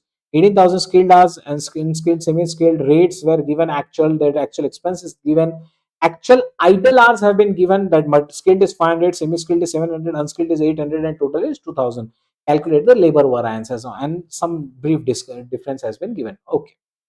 Remember, the last column always denotes the actual cost. Okay, the last columns, this actual hours paid into actual rate, that denotes the entire cost. Okay, remember that. Now, whatever is given and is very easy, I'll try to put that. First of all, is the standard rate given 643. So because I'm solving only for skill now, I'll directly write into 6 into 6 into 6 into 6. Sir, what have you done? Beta, in every this thing, in every column, you can see we have to multiply by SR.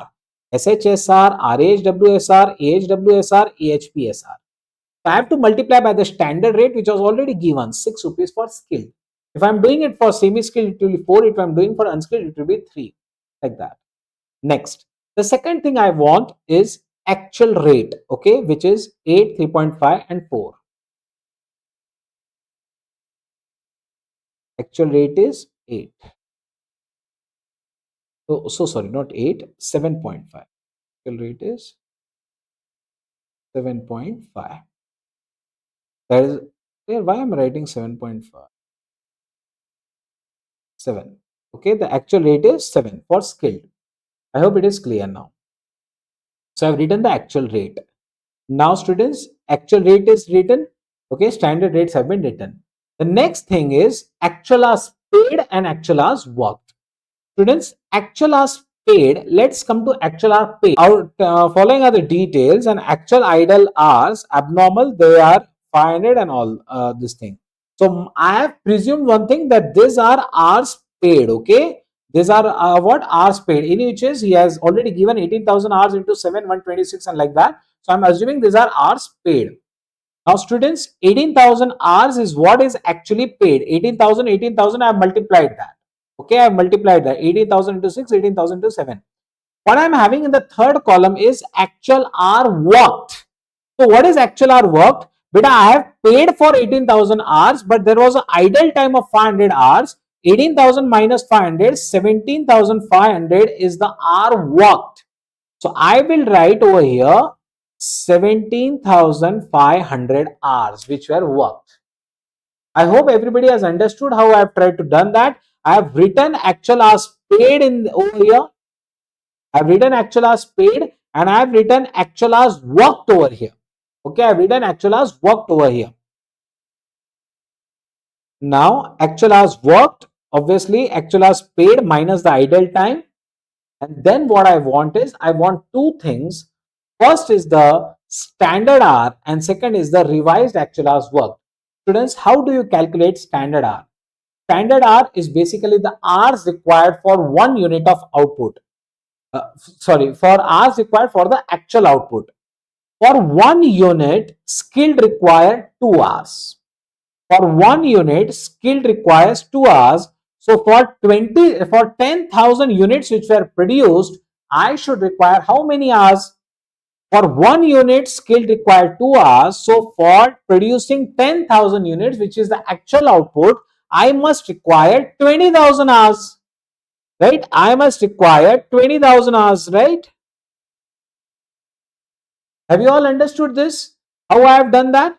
For 1 unit, I require 2 hours. For 1 unit, I require 2 hours. So for 10,000 units, which is the actual output, how many hours are required? So 10,000 into 2, that is 20,000. So I have written 20,000 over here. And next is revised actual hours worked is basically, students, actual hours worked. How much is the actual hours worked?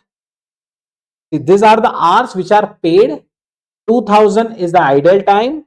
So out of 1,09,000, 2,000 is the idle time. So 1,07,000 hours is the hours worked, right? This is the hours which are worked. 1,07,000 hours, right? So hours worked is 1,07,000. Now divided in the standard proportion 2:3:5. Okay, so basically 20% of this 1,07,000 is actually for the skilled. Okay, 2:3:5. I have to split them. So come on, 1,07,000 into 20%. So that is 21,400. That should be the revised actual hours work. That should be the revised actual hours work. Have you all understood this? Have you all understood this? See, standard rates I have directly written as it is, which was given in the question. Actual hours, actual rate stand directly as it is given. Actual hours paid given. Actual hours worked. How I have calculated actual hours worked? From the total hours paid, I reduced the idle time. I got the hours worked. Okay, that was 18,000 minus 500. So that is 17,500. So I have written it over here. Then what I did is I calculated two things. One is the standard rate. How I have calculated the standard rate, which was very simple. Beta for 1 unit, I require 2 hours. So for 10,000 units, which is actual production, I require 10,000 into 2, 20,000 hours. Okay, so 20,000 hours I have mentioned over here. And then revised actual hours worked. How I have to solve this? Beta actual hours worked I have to calculate first. 1,09,000 is what I have paid. 2,000 is idle. So my hours worked is 1,07,000.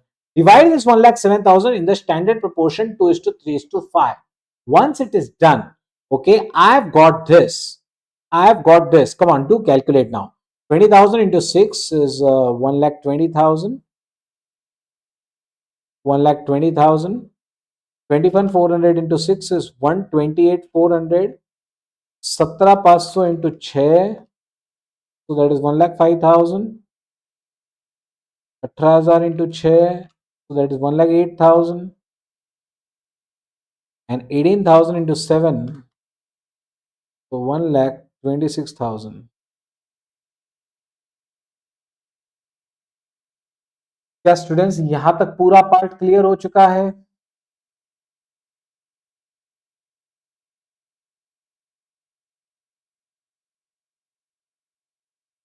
यहां तक का पूरा part clear है?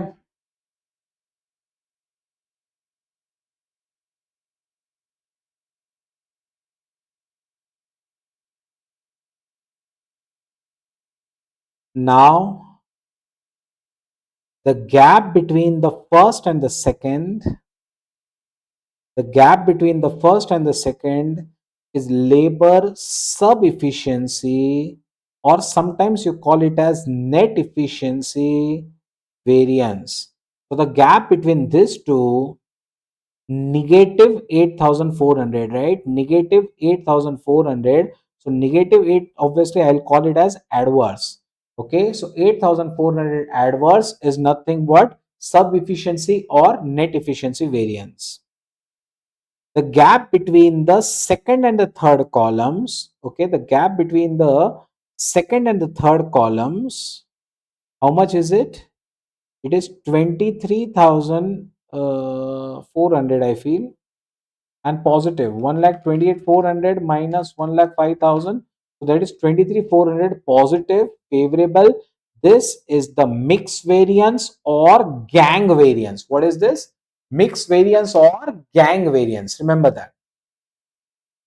So the gap between the first and the second columns gives you the sub efficiency or net efficiency. The gap between the second and the third gives you the mix or the gang variance. The gap between the third and the fourth, the gap between the third and the fourth column gives you idle time variance. Idle time variance. The gap between the third and the fourth. So one thing, I'll just write it over here. The gap between the third and the fourth is always idle time variance, and idle time variance is always negative. Always negative. It is always paid extra, so it is always adverse only. Okay, it is always adverse. So in our example, it is 3,000 adverse. That is idle time variance. Okay, that is idle time variance.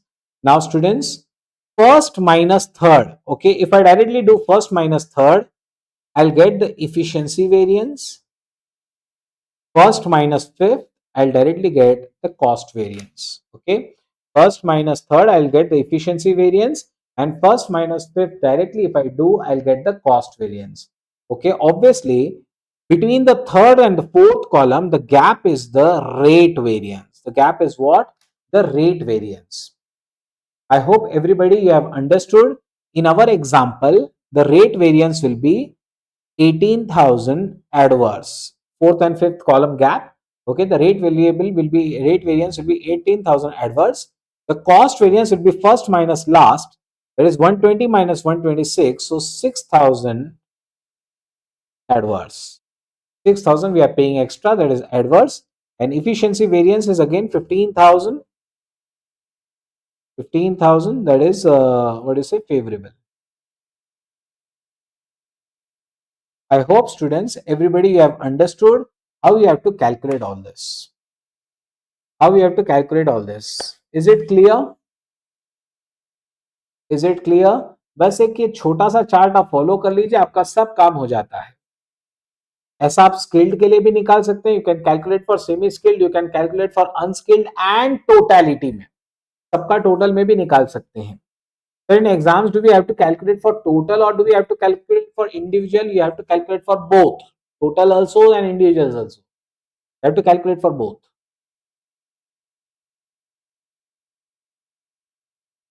So 6,000 and 18,000 rate, efficiency 15,000 favorable, idle time 3,000, mix 23,400 favorable. Okay, 23,400 favorable. Every variance is absolutely perfect.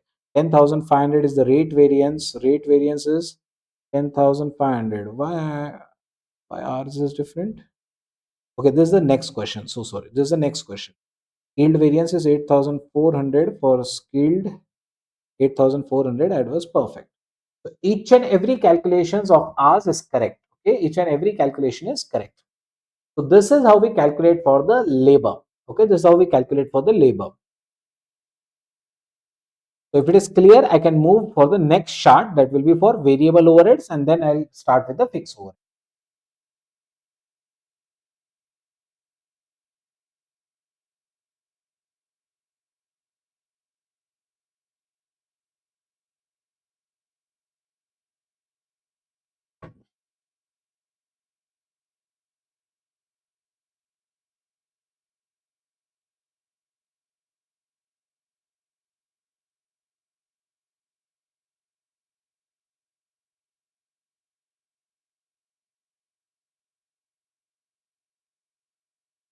ये students पूरा हो गया बेटा clear?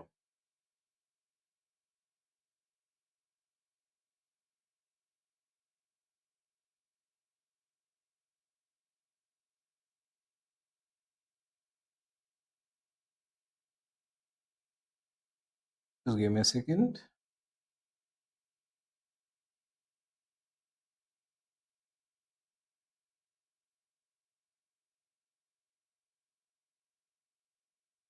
Just give me a second, please.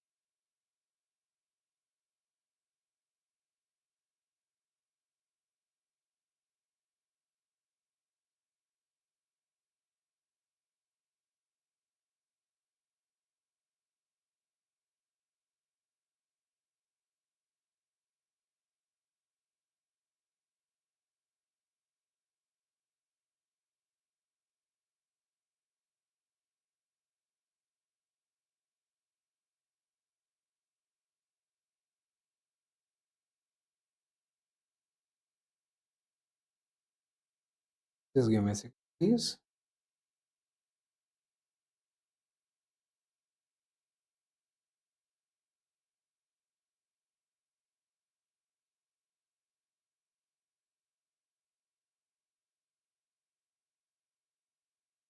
Now, students, the way I was telling you, we have created a course on our app, which is Sanjeevani Booty, the costing most important questions ebook. Okay, and you can see all the revised files on 20th of September. Basically, today, here in the morning, we have uploaded all the revised files, including the September 23 MTP and all that. So you can see all the PDFs have been uploaded over here. Okay, and once you will open that, you will find everything. Okay, now I'll just show it to you how exactly it's going to look like. Okay, so you can see if there's a material cost. Okay, we have actually like we have seen this the exam questions, like May 23 question, then you have the solution, then you have November 22 exam question with the solution. Like this we are having 5 recent exam questions. Okay, so including till May 21. So 5 recent exam questions, and then you have the RTP questions. Okay, so after that, so RTP is also in that file only again. So RTP again starting from the most recent one, which is the November 23 RTP, which is relevant for your exam. Okay, then the May 23 exam RTP, then you have the RTP of November 22, then RTP May 22. Okay, and then after that, okay, RTP May 22, after 4 RTPs we have started with the MTPs. Now March 23 series, okay, series 1 mock test paper, then March 23, then similarly November 22 series 1, series 2, and the September RTP, okay, which is the last. You can see September 23 series 1, which was just conducted a few days back. This also question have been taken chapter wise. Okay, so like this, each and every chapter, each and every theory question also has been covered over here. Okay, each and everything at one place they have already kept. Okay, so you can directly go and see it on the app also. Now students, coming back,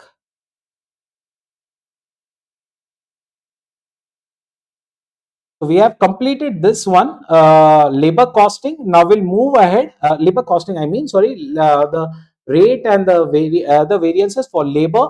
Now we'll do for the variable. Now how the chart looks like for the variable one. For variable overheads, the chart is actually very easy. You'll just require 3 columns. 3 columns.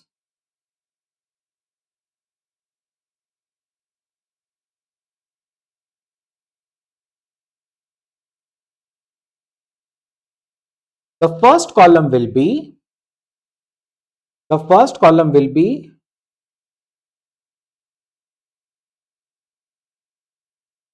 the first column will be AOSR, the second one will be AHSR, and the third one will be actually AVOH. I can write AHAR also, but actually AVOH is better. Actual variable overheads, which will be directly given in the question.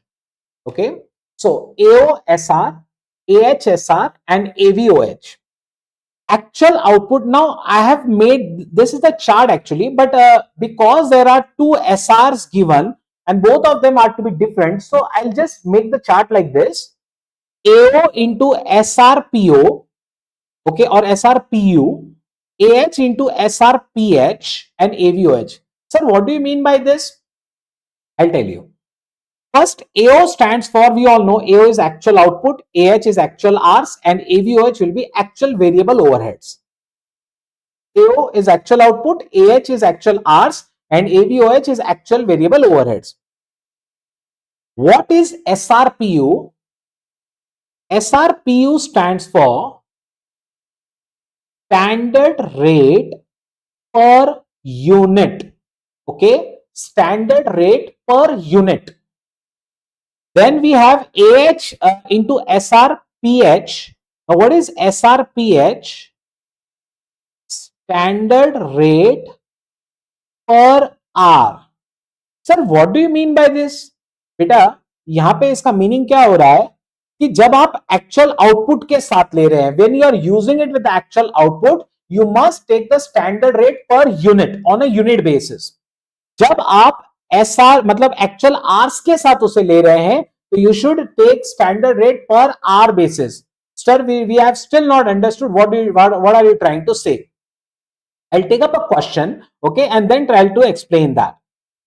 First of all, I'll take up an example, okay, don't worry about it. Just note this columns: AO into SRPU, AH into SRPH, and then you have the AVOH. SRPU stands for standard rate per unit. एक unit का standard variable overhead कितना होता है? एक unit का, है ना, एक यूनिट का स्टैंडर्ड वेरिएबल ओवरहेड कितना होता है? That is SRPU. What is SRPH? एक घंटे का स्टैंडर्ड वेरिएबल ओवरहेड कितना होता है? There is a difference. There is a difference. Okay, and actual variable overheads. AVOH is actual variable overheads. Now, the gap between the first and the second columns, efficiency. The gap between the second and the third columns is expenditure. The gap between, if I take the total, or if I simply take the gap of the first and the third columns, I'll get the cost variance. It's very, very simple. Okay, if I directly take the total of the first and the third columns, I'll get the cost variance. Now, students, okay, now you can see first and second efficiency, second and third expenditure, first and third cost. Finish. Now, let's take up a problem for this. See this question. From the following information of a G Limited, calculate variable overhead cost variance, variable overhead expenditure variance, and variable overhead efficiency variance. Now, students, they have given you budgeted production of 6,000 units, budgeted variable overhead 1,20,000 rupees. Now, students, what is the standard variable overhead per unit? What is the standard variable overhead per unit? See the standard variable overhead per unit. Now 6,000 unit बनाने के लिए आपका खर्चा 1,20,000 होना चाहिए था, बराबर है. 6,000 यूनिट बनाने के लिए आपका खर्चा 1,20,000 होना चाहिए था. तो 1,20,000 डिवाइड बाय 6,000, आपका एक यूनिट का स्टैंडर्ड खर्चा होता है 20 रुपए. आपका एक यूनिट का स्टैंडर्ड खर्चा होना चाहिए 20 रुपए. सिमिलरली बेटा, एक यूनिट बनाने के लिए आपको 2 घंटे लगते हैं. एक यूनिट बनाने के लिए 2 घंटे लगते हैं. समझने की कोशिश करिएगा. For 1 unit you require 2 hours. For 1 unit your expenditure is 20. Can you tell me then what is the standard rate per hour? अगर एक यूनिट के लिए आपको 20 रुपए लगते हैं और एक यूनिट के लिए 2 घंटे लगते हैं, यानी पर आवर आपका स्टैंडर्ड रेट हो जाता है वेरिएबल ओवरहेड का 10 रुपीज. तो SRPH will be 10 rupees. Okay, you will require 10 rupees per hour or I can say 20 rupees per unit. Okay, so standard variable overhead is what? 10 rupees per hour or 20 rupees per unit. Okay, like that. So standard rate can be both in terms of units also, in terms of hours also. I hope it is clear to everyone. I'll repeat it again. Okay, I'll repeat it again. Students, how I have done. Variable overheads budgeted 1,20,000 and 6,000 units were there. So 1,20,000 divided by 6,000, it was 20 rupee per unit. Understand this point. It was 20 rupee per unit. One unit requires 2 hours. One unit expense is 20 rupees, right? So 20 rupees for 2 hours. So for 1 hour, my expense will be what? 10 rupees. So my SRPU, if I talk about, per unit it was 20 rupees, but per hour if I talk about my overhead, that is going to be 10 rupees. So we are still not understanding about the hours thing. Now I'll tell you one more way to do this. I'll tell you one more way to do this. Now students, there are 6,000 units of budgeted production, and for every unit you require 2 hours. So what is your budgeted hours now? What is your budgeted hours? For 6,000 units, you require 2 hours per unit. So your budgeted hours will be 12,000 hours, right? Your budgeted hours will be 12,000 hours. Have you understood? My budgeted production is 6,000 units. For every unit, I require 2 hours. So 6,000 into 2, my budgeted hours will be 12,000. So for 12,000 budgeted hours, my budgeted overhead is 1,20,000. So my per overhead is rupees 10. Okay, so per hour overhead is what? Rupees 10. I hope everybody has understood. So for 6,000 units, I require 2 hours. So like 12,000 hours are required. My expense is 120. So per hour expense will be 10 rupees. So like this also you can do. Now students, I've got the SRPU, I've got the SRPH. I'll just simply write it in a chart. What is the actual output? पहले तो मैं SRPU लिख लूं. My SRPU was 20 rupees. SRPH was 10 rupees. What is my actual production? 5,900 units. What is my actual overhead incurred? 1,22,000. Actual variable overhead 1,22,000. Then actual hours worked is 11,600. Actual hours 11,600.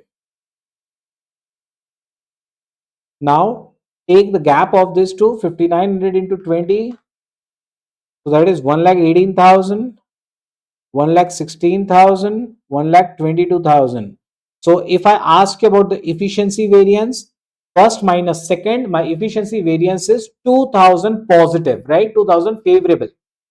Similarly, second minus third, 1,16,000 minus 1,22,000, 6,000 negative. So efficiency, expenditure variance, 6,000 adverse. And cost variance, first minus fourth is 4,000 negative. So cost variance is 4,000 negative. Everybody clear? क्या सभी को clear हो गया बेटा ये? I think all the answers are correct. No need even to check that.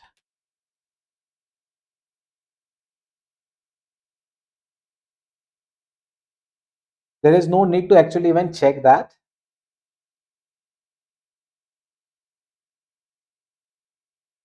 Yes, everybody clear?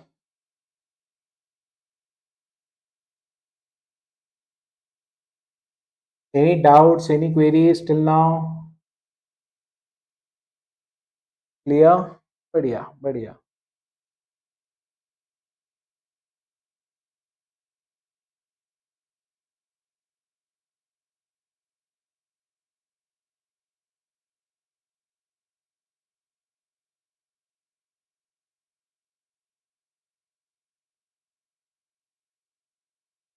Students, is it clear? Come on, yes no, जो भी है जल्दी से बताए. कोई डाउट हो तो पूछिए. I hope you are finding the topic easy. What you have to do is just remember the charts. That's it. Everything will be taken care of by the charts. The charts are very appropriately designed. Okay, and you are not going to follow, you're not going to see these charts in any other book. If you try to see some other book of other authors and all that, you will see some charts. There's no doubt about it. Okay, but the charts are not that much precise. Okay, please so note that. This covers everything. Okay, this covers everything. And last comes is the fixed overhead variances. So fixed overhead, we have to follow again a chart. For fixed overheads, we actually require 5 columns.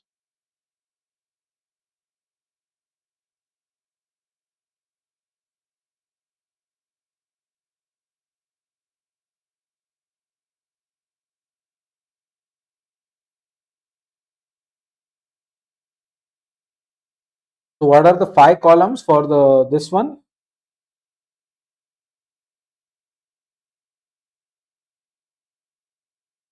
The first the 3 columns which we have already done over here, AOSR, AHSR and AVOH, they are all over here also.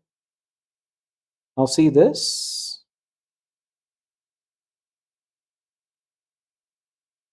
AO into SRPH. Oh, so sorry. SRPU. With output, it is always per unit. Sir, this SRPU and the previous SRPU, is it the same? No. बेटा ये variable overhead वाला chart था ना, this is standard rate, standard variable overhead per unit था. यहां पर SRPU में standard fix overhead per unit होगा. Okay, understand the difference. Okay, पहले वाले में standard variable overhead per unit था, अब क्या बेटा, तो standard fix overhead per unit है. So AO into SRPU.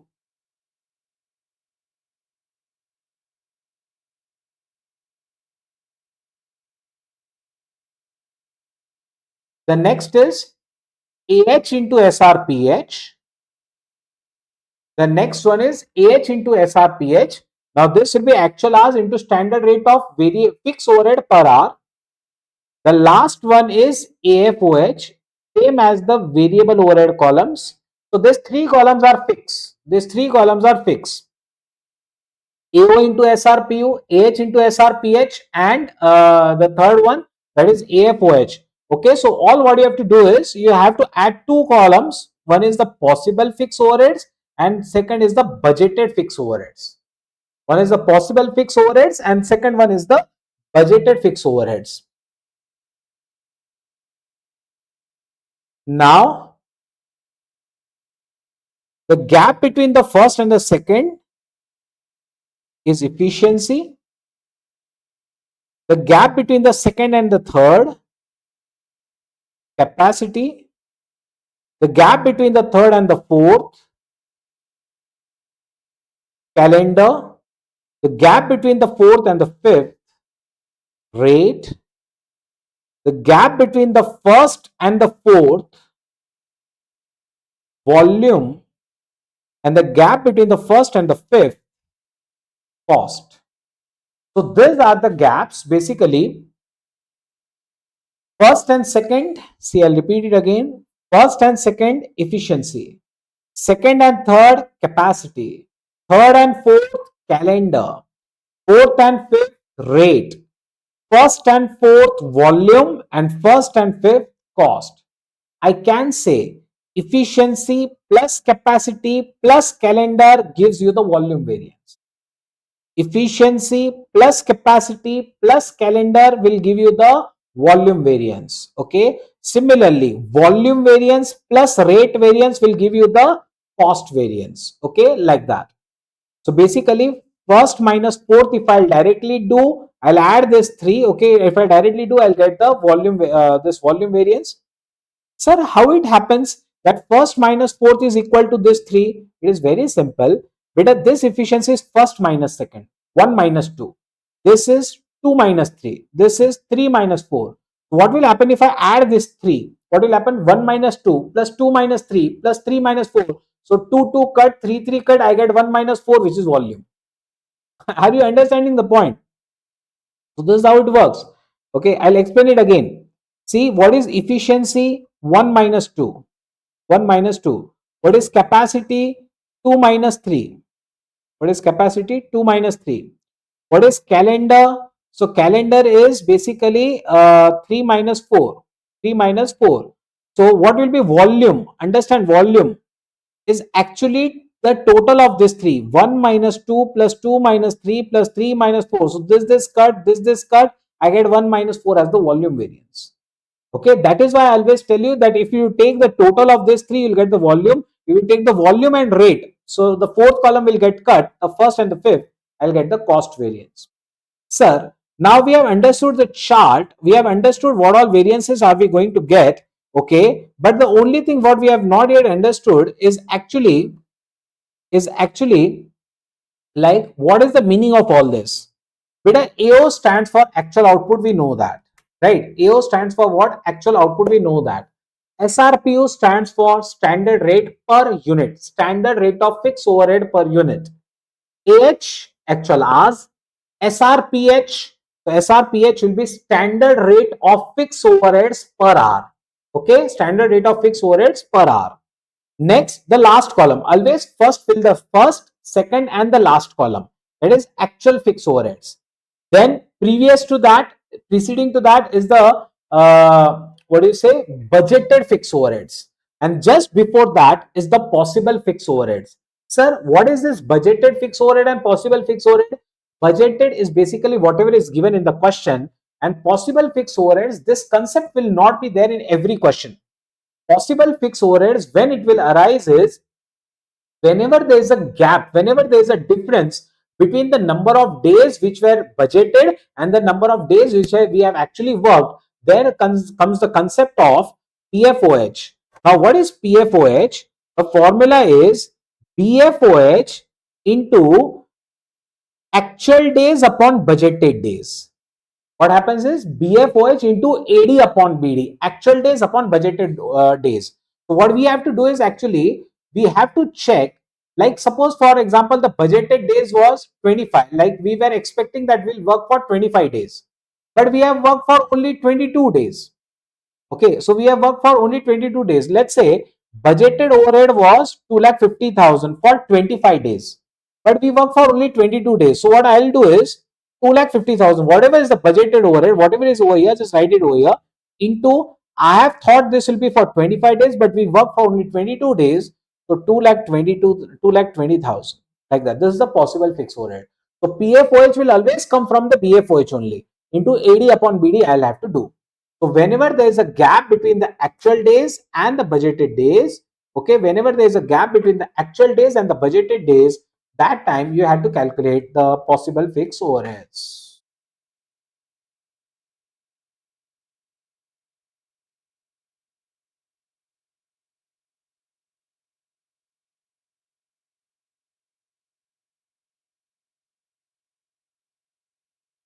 Not coming.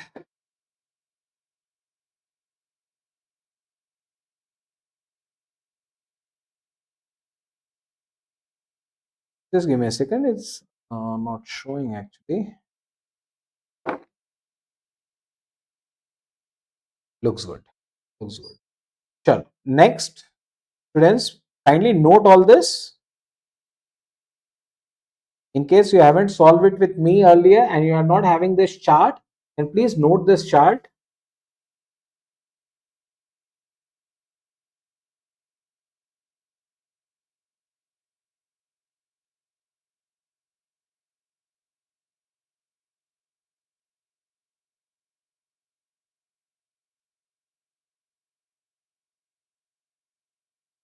Okay.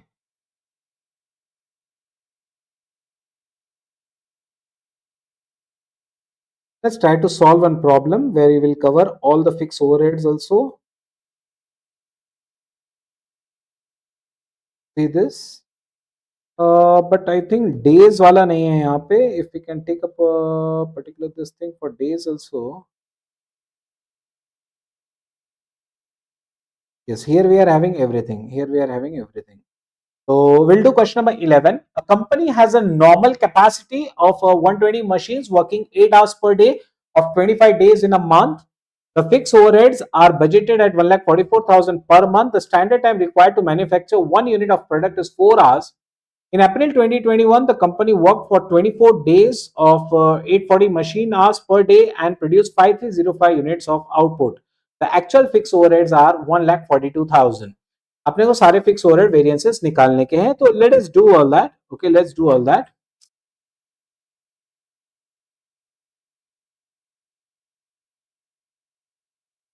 Now, students, let's make the 5 columns.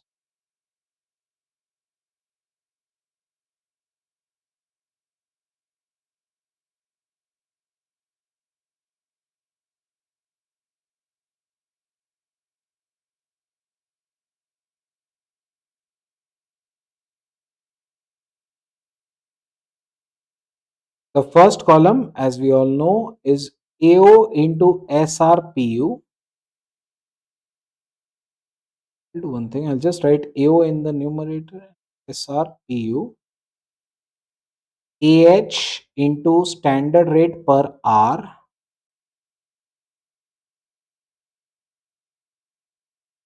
BFOH, which is equal to BFOH into AD upon BD, BFOH, and then I have AFOH. Then I have AFOH.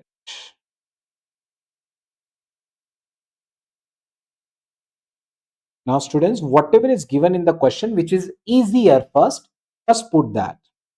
A company has a normal capacity of 120 machines working 8 hours in a day of 25 days in a month. Fixed overheads are budgeted at 1,44,000 per month. The fixed overheads are budgeted at 1,44,000. This is straight away given. That's the budgeted overhead. The actual in April 21, the company worked for 24 days of 840 hours per day and produced 5305 units worth of output. The actual fixed overheads were 1,42,000. So actual fixed overheads, I'll directly write 1,42,000. So this is very, very easy, right? Actual fixed overheads. Budgeted I have got, actual I have got.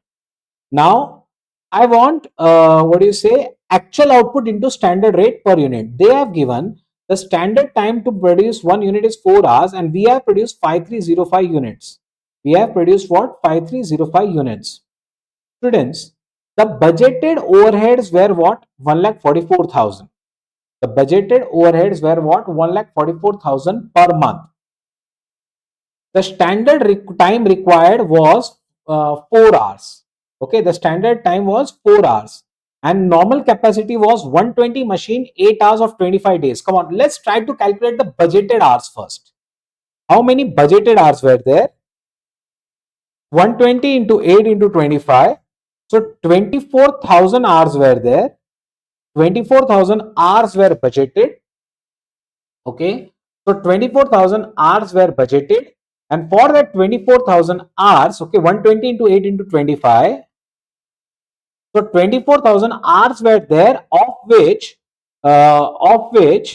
we were expecting an expenditure of 1,44,000. So we were expecting an expenditure of 1,44,000. So 1,44,000 divided by 24,000, I get per hour expenditure is 6 rupees. What is per hour expenditure? My standard rate per hour. How I calculated total budgeted overheads 1,44,000. Budgeted overhead divided by budgeted hours, which were 24,000. So I got rupees 6 per hour is my rupees 6 per hour is my standard rate per hour. Okay, my standard rate per hour is rupees 6. Now he has also given you that the standard time required to produce one unit is 4 hours. If for one unit you require 4 hours and for 1 hour you require 6 rupees, then standard rate per unit will be 6 rupees per hour into 4 hours is equal to 24 rupees per unit. Okay, 24 rupees per unit is the standard rate per unit. Okay, remember standard rate per hour is 6 rupees and standard rate per unit is what? 24 rupees. Sir कैसे निकाला? बेटा मैंने पहले budgeted overheads निकाल लिया था, जो दिया हुआ था, रेदर बजटेड आवर्स निकाल लिया था और फिर डिवाइड करके मुझे रेट पर आवर मिला. तो रेट पर आवर को मैंने जितना स्टैंडर्ड टाइम लगना चाहिए, जैसे 1 मिनट को 4 घंटा लगना चाहिए और 1 घंटे का 6 रुपए होता है, तो 4 इंटू 6 24 रुपया मेरा एक यूनिट के लिए खर्चा होना चाहिए. I got SRPU. Now, students, what I have to do is AO into SRPU I have to take. SRPU is 24 and AO is what? Actual output is 5305. So 5305 into SRPU, which is 24. The next one is actual hours. The company worked for 24 days of 840 machine hour per day. So 24 into 840. So actual hours is 20,160. 20,160. And what is the standard rate per hour? Rupees 6, right? So I multiplied 24 into 840. I got the answer. Then we want budgeted overhead into AD upon BD, right? We want budgeted overhead into AD upon BD. So 1,44,000 into actual days, 1,44,000 into actual days, which is 24, and budgeted days were 25. So into 24 divided by 25, I get 138 240. I get 138 240. How I have done that? 144 into 24 upon 25. Okay, actual days upon budgeted days. I got this. Now I have filled the entire column. So 5305 into 24, I get 127 320. 2160 into 6, so that is 120960. Then we have already this columns. Now, if I take the gap, this minus this will give me the capacity variance. So sorry, efficiency variance. Second minus third, capacity variance. Third minus fourth, calendar variance. Fourth minus fifth will give you the rate variance. First minus fourth, or the total of these three, volume variance, and first minus fifth will be the cost variance. I have calculated all the 5 columns, and once you calculate, you will get everything, whatever you want. So if I want the efficiency variance, just take the gap of this two. That is 6360 positive, that is favorable. If I want the capacity variance, take the gap of this two, 120960 minus 138,240. So that is 17,280 adverse. If I want the calendar variance, so the calendar is 5760 adverse again. If I want the rate variance, take the gap of this two, 2000 favorable. If I want volume, first minus fourth directly. So 127,320 minus 1,44,000. So that is 16,680 adverse. And if I want the cost, first minus the last,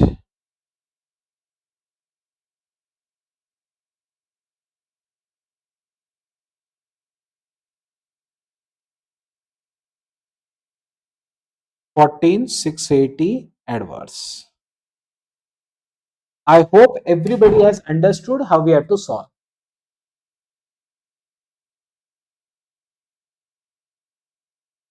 बेटा अगर clear हो जाए तो done भेज दीजिएगा please. Clear हो जाए तो डन भेज दीजिएगा. Done, clear, all good.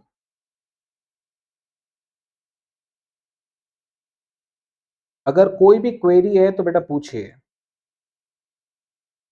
If you have any queries please ask.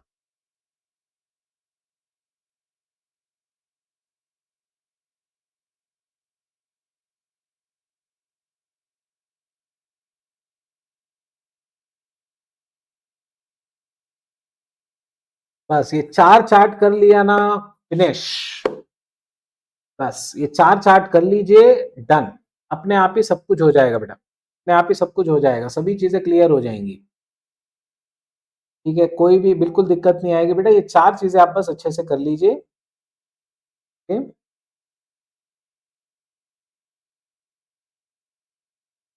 Okay, please.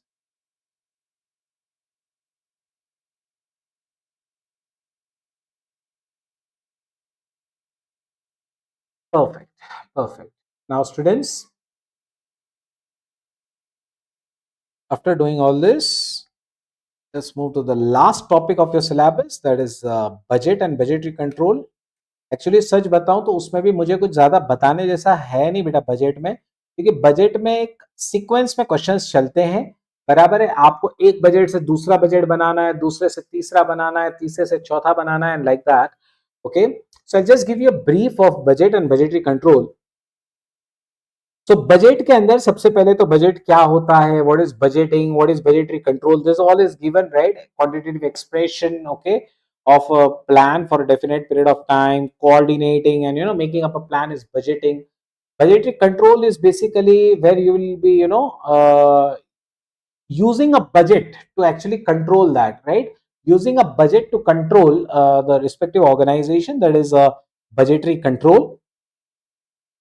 So basically, we'll be establishing a budget, we'll be measuring the performances of the actuals with that. Okay, we'll be measuring the performances of the actual with the budget.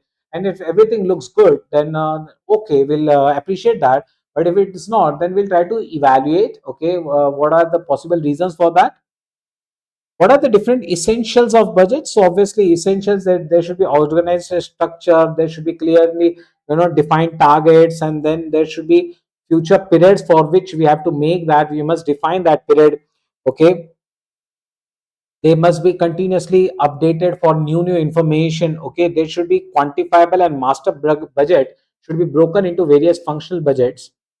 Budgetary performance needs to be linked with the effective reward system, so that if the people, if the your respective, what do you say, if your respective what do you say, if your respective like employee, if he fulfills whatever his budget requirements are, then he should be appreciated for that, and he should get be rewarded for that. What are the characteristics of budget? So these are all basic thing. What are the characters? It's a written document, it's a for definite future period. Okay, it's a detailed plan of what you are going to do. It's just a way of reaching there, it's not exactly the end. Okay, it helps in planning, coordination. Okay, it is prepared in light of the past experiences, all that. What are the objectives? There are three objectives. Budgeting, for budgeting, there are three objectives. One is planning, one is coordinating, and the third one is directing and controlling. The next one is advantages. Obviously, control over the expenditures, efficiency, finding deviations, effective utilization of resources. Plans, you have to, your plans will get continuously revised. Okay, standard costing can be implemented only and only if there is a set standard cost, there's set budgetary control over there. Cost consciousness is there, credit rating is there. Okay, so understand, cost consciousness will be there if there is a budgetary control. Plus, if there is a budgetary control, then credit rating you will get superior, and like that. Now there are many budgets which are actually made, but out of which, from our exam perspective, there are two things which you should normally know in this chapter. In fact, three things maximum. First thing what you should know is that there are two types of budgets on the basis of capacity. One is a fixed budget, which is a fixed capacity budget, and second is a flexible budget, which is made according to the capacity what we have produced. So this is the first thing, fixed budget and flexible budget. So maximum questions are asked on the fixed and the flexible budgets. You have to, you will be given a fixed budget, you will have to revise it and make it for the quantity what we have actually produced. That is the flexible budget. Second is the function wise budget. You'll be, sales budget for only sales department, production budget for only the production department, plant utilization budget, plant material usage budget, material purchase budget, fixed overhead budget, okay, production cost budget, cost of goods sold budget, and like that. You have master budgets which will have all these functions, period wise, long term, short term, current, and all that. But understand this, amongst all of them, remember that the fixed and the flexible is the most important. Now let me show you one example based on that.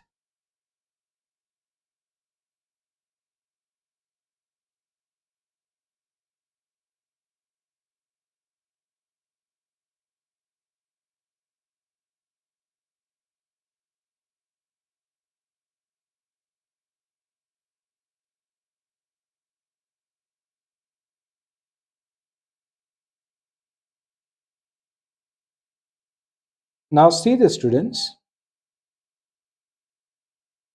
A factory which expects to operate at 7,000 hours at 70% capacity furnishes details. You have been provided this expenses, variable, semi-variable, and fixed. They are all at 70%. So you are being asked to produce a flexible budget for 80%, 90%, and 100% of the activities. The semi-variable expenses go up by 10% between 85% and 95% and by 20% above 95% activity. So for example, if you are making at 70%, variable expenses are 1260. For 80%, what will it be? 1260 divide by 70%, you'll get for 100% into 80%, like that. So I'll get easily the answers. Okay. So 1260 divided by 70 into 80, I'll get for 80%. 1260 divided by 70 into 80, 90, I'll get for 90%, like that. So variable expenses will be easily we can get like that. Fixed expenses will be fixed in all the cases, right? Fixed expenses are going to be fixed in all the cases. And semi-variable, he has told you that they'll go up by 10% between 85 and 95. For 70%, if semi-variable is 1200 and they go up only between 85 and 95, so for 80%, it will also be the same only 1200. For 80% also, it will be the same only 1200. But for 90%, which is between 85 and 95, this will increase by 10%. So 1200 plus 20%, it will become 1320. Similarly, for 20% above 95%, so plus 20%, 1440 for 100% capacity, like that. And this you will get, or you will obviously sales minus expenses, or you just add the expenses, like that. So understand this point. This is how you make a flexible budget. Okay, this is how you make the flexible budget. See this in this one also, they have asked you the flexible budgets for 90, 100 and all that. So they have given you somewhere the amounts will be like fixed. Okay, so they will be fixed in all the cases. So for 90%, what will be your sales? 6 lakh divided by 80 into 90. So that will be 6 lakh 75,000 into 2%. So into 2%. So that will be 13,500 of general expenses at 90%, like that. So every expense will keep on varying and so on.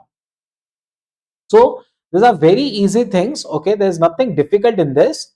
Okay, but yes, the challenge where it will come, and I'll tell you one question, only one question. If you solve properly, okay, everything in this chapter is covered. Okay, with respect to budgets at least. And I'll tell you, students,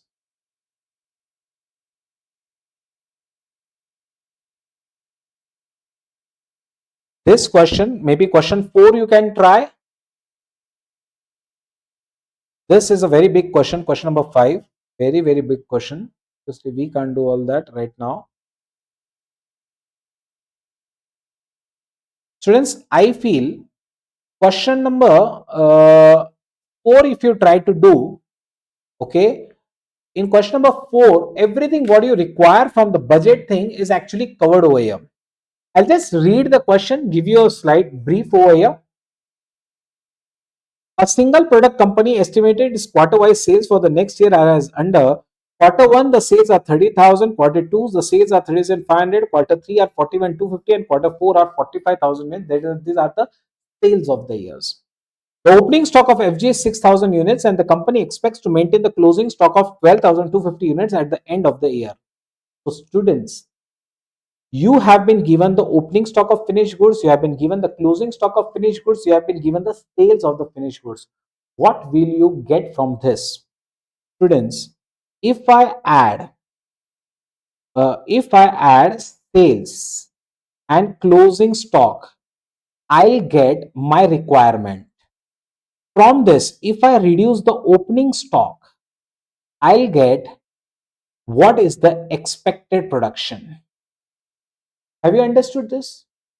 To the sales, the sales which I have to make plus the closing stock which I want. If I add this two, I'll get my total requirement of the quantity, from which reduce the opening stock, you will get the production. Students, in this one, calculate the production. Come on. Calculate what production you want. So 12,250 is the closing stock plus 30,000 plus 37,500 plus 41,250 plus 45,000 minus 6,000. Can you tell me what is your production requirement for the year? What is your production requirement for the year? So this one question, it actually helps you to understand the sequence from sales. If I add opening closing stocks, if I adjust that, I get the production. How much production is required? With this production, what I'll do is I'll adjust like how much raw material is required, and like that. Abhijit, your answer is correct. Your answer is absolutely perfect.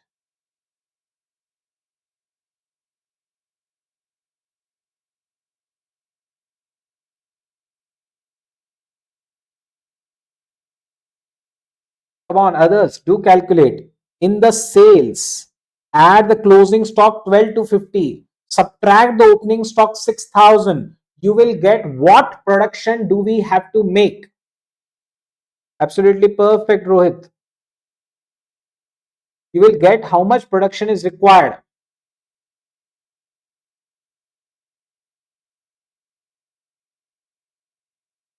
सही आ रहे हम. Samita, Avisha, Sanmitha, your answers are correct. Okay, the answer is 1,60,000. The answer is 1,60,000. This is my expected production. What is the next data that has been provided? Absolutely perfect, Vaishnavi. The production pattern in each quarter is based on 80% of the sales of the current quarter and 20% of the sales of the next quarter. Okay, so companies, see what happens is, how much is the company producing in the quarter? It is producing, production pattern is 80% of the sales of the current quarter. Like for example, in the first quarter, what will be my production? Students, in the first quarter, what will be my production? 80% of the current quarter, so that is 24,000, and 20% of the sales of the next quarter, so iska 20%, so 37,500 into 20%, so that is 7,500 plus 24,000, so that is 31,500. That is what? 31,500. Okay, this is what? 31,500. Understand? That will be my production for the first quarter. That is going to be my production for the first quarter. How I calculated it? 80% of the sales of the current quarter and 20% of the sales of the next quarter. Okay. So similarly, students, let me ask you, how much is the production that you expect in the third quarter? Come on, students. How much is the production that you expect in the third quarter? Come on. How much production is what you are expecting in the third quarter?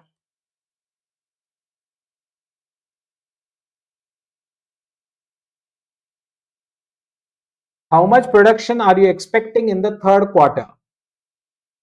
80% of the sales of the current quarter and 20% of the sales of the next quarter. Come on.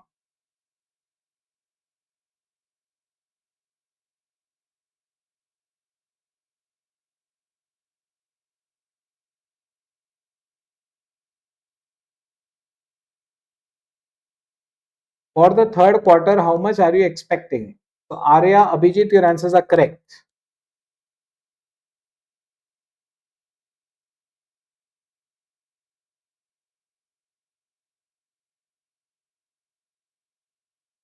Rohit, Shikha, your answers are correct. Siddesh, Avisha, Sanmita, Vaishnavi, your answers are correct. The answer is 42,000. 80% of this, which is 33,000, and 20% of the next quarter, so that is 9,000. If I add this to it, is coming 42,000. Shreya, Tanushri, definitely correct. ठीक है, बहुत बढ़िया बेटा, बहुत बढ़िया. चलिए, सबका answer correct आ रहा है. अब हमें हमारा ये आंसर आ गया. We have got that we have to produce 1,60,000. Okay, we have understood the production pattern also. Now what they have given? The opening stock of raw materials in the beginning of year is 10,000. Closing stock of raw material is maintained at 5,000. Each unit of output requires 2 kg of raw materials.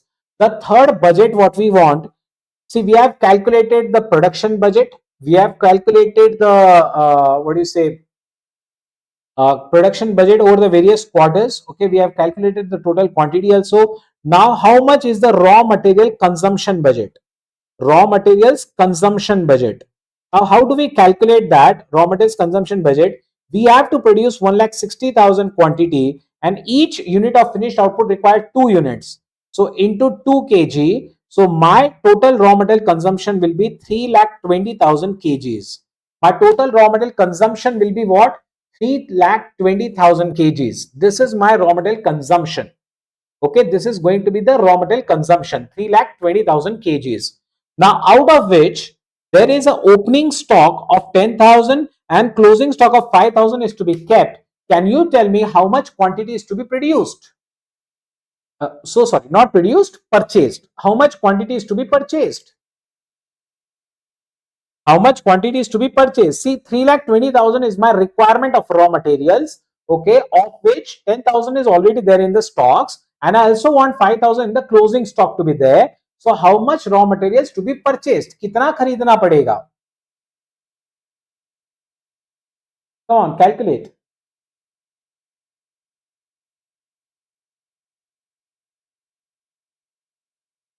Abhijit, check your answer again. आर्य, आपका answer सही है?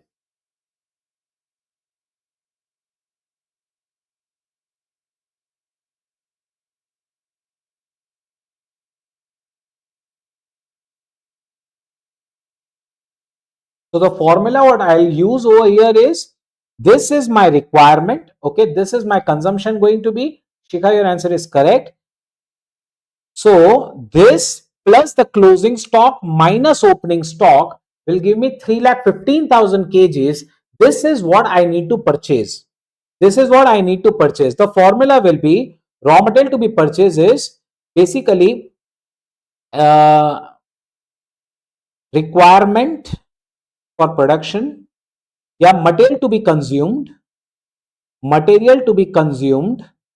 plus closing stock minus opening stock will give you material to be purchased during the year. Material to be purchased during the year. Shikha, Abhijit, Rohit, your answers are correct. That will be 3,15,000.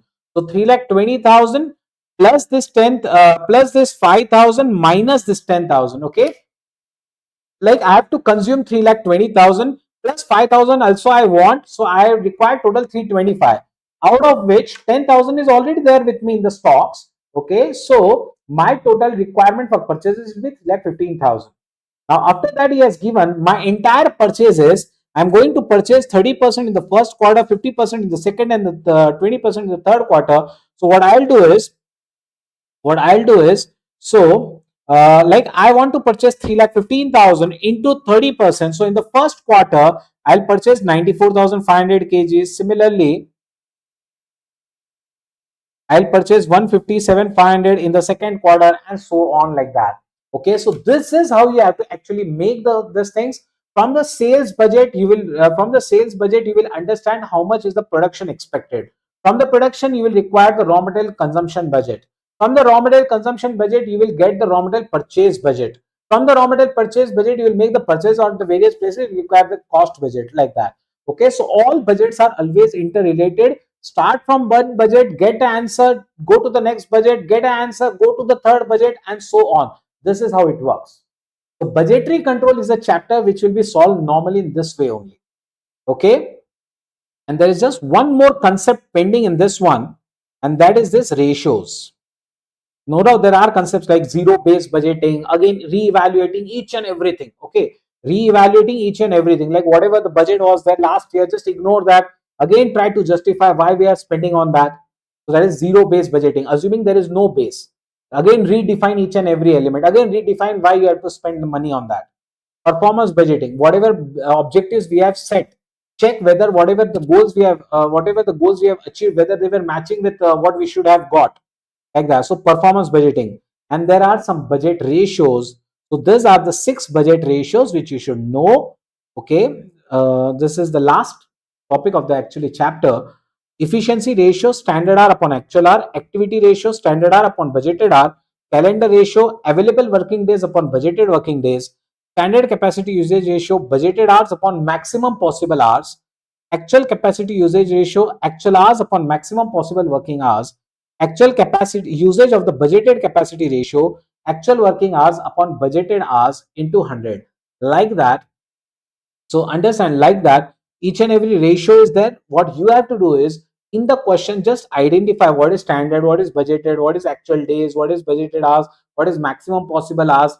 Just identify all that, put it in the formulas, done.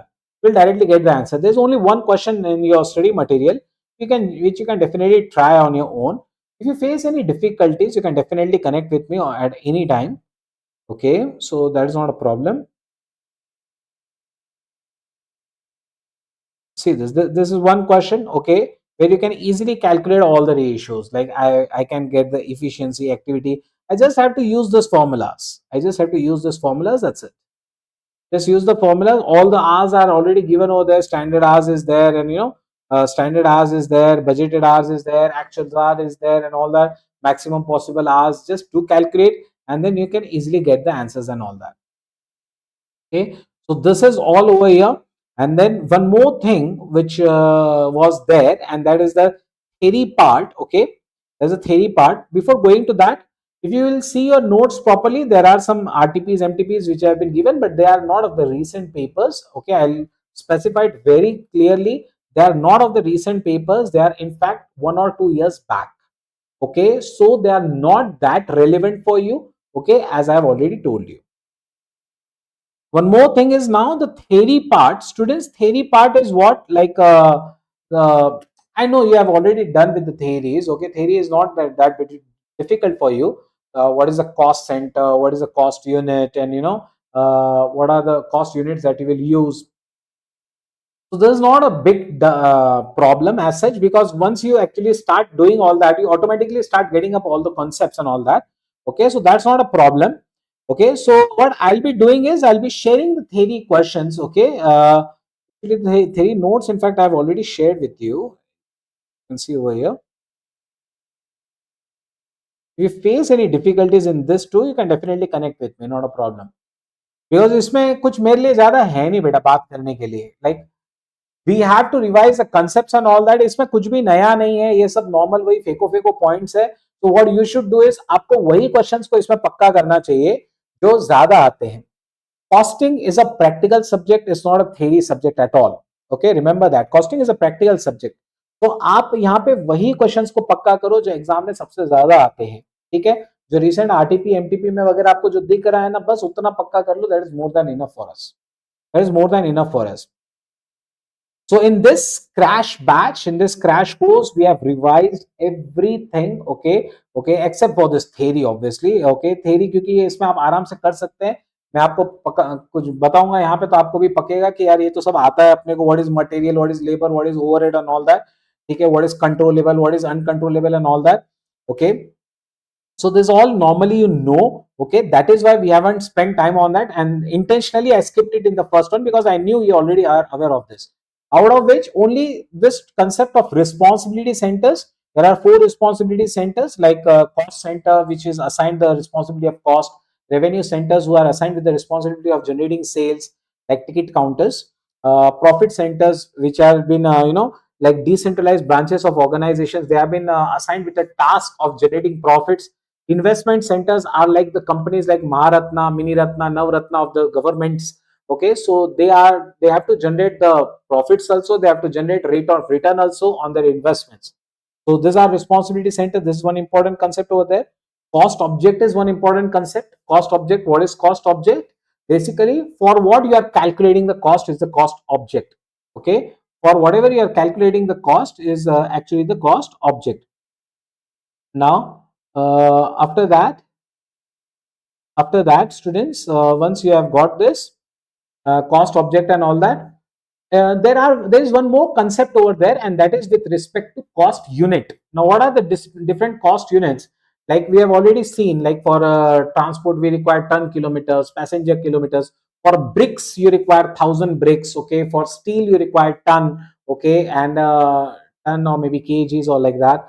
Okay, so this cost unit is one more topic which is actually relevant. It's not over here, but it is there in your notes. Okay, so definitely do this concept very properly, especially the cost unit one. Okay, which is important one, which is very important. Okay, so this is where your entire syllabus actually gets completed. Do keep practicing, do keep learning. I hope you have liked the revision and it was helpful for you in revising all the concepts. Still, if you face some difficulties, you can always get in touch with us, okay, and ask whatever your queries you may have. Okay, thank you so much for joining me over here in this revision. Share the videos with all of your friends and all that who are looking for this. Okay, thank you so much. It was really nice teaching you again. So we have covered each and every concept, right? Each and every concept well in quite depth, I feel. Okay, which is actually required for your exam perspective. Thank you so much. Hopefully, I see all of you passing the exam. Okay, and please do keep messaging me कि आपका कैसा चल रहा है, क्या चल रहा है, preparation and all that. ठीक है, और जब भी रिजल्ट आए एग्जाम्स के पहले, do get in touch. Okay, so remember that, है ना. चलिए, जब भी रिजल्ट आए डेफिनेटली एक बार बेटा मेरे साथ रिजल्ट जरूर शेयर कर लीजिएगा. Thank you so much. Thank you so much. I wish you all the very, very best for your future studies and for the upcoming exams. Thank you so much. Thank you so much. Take care. All the best. All the best. Take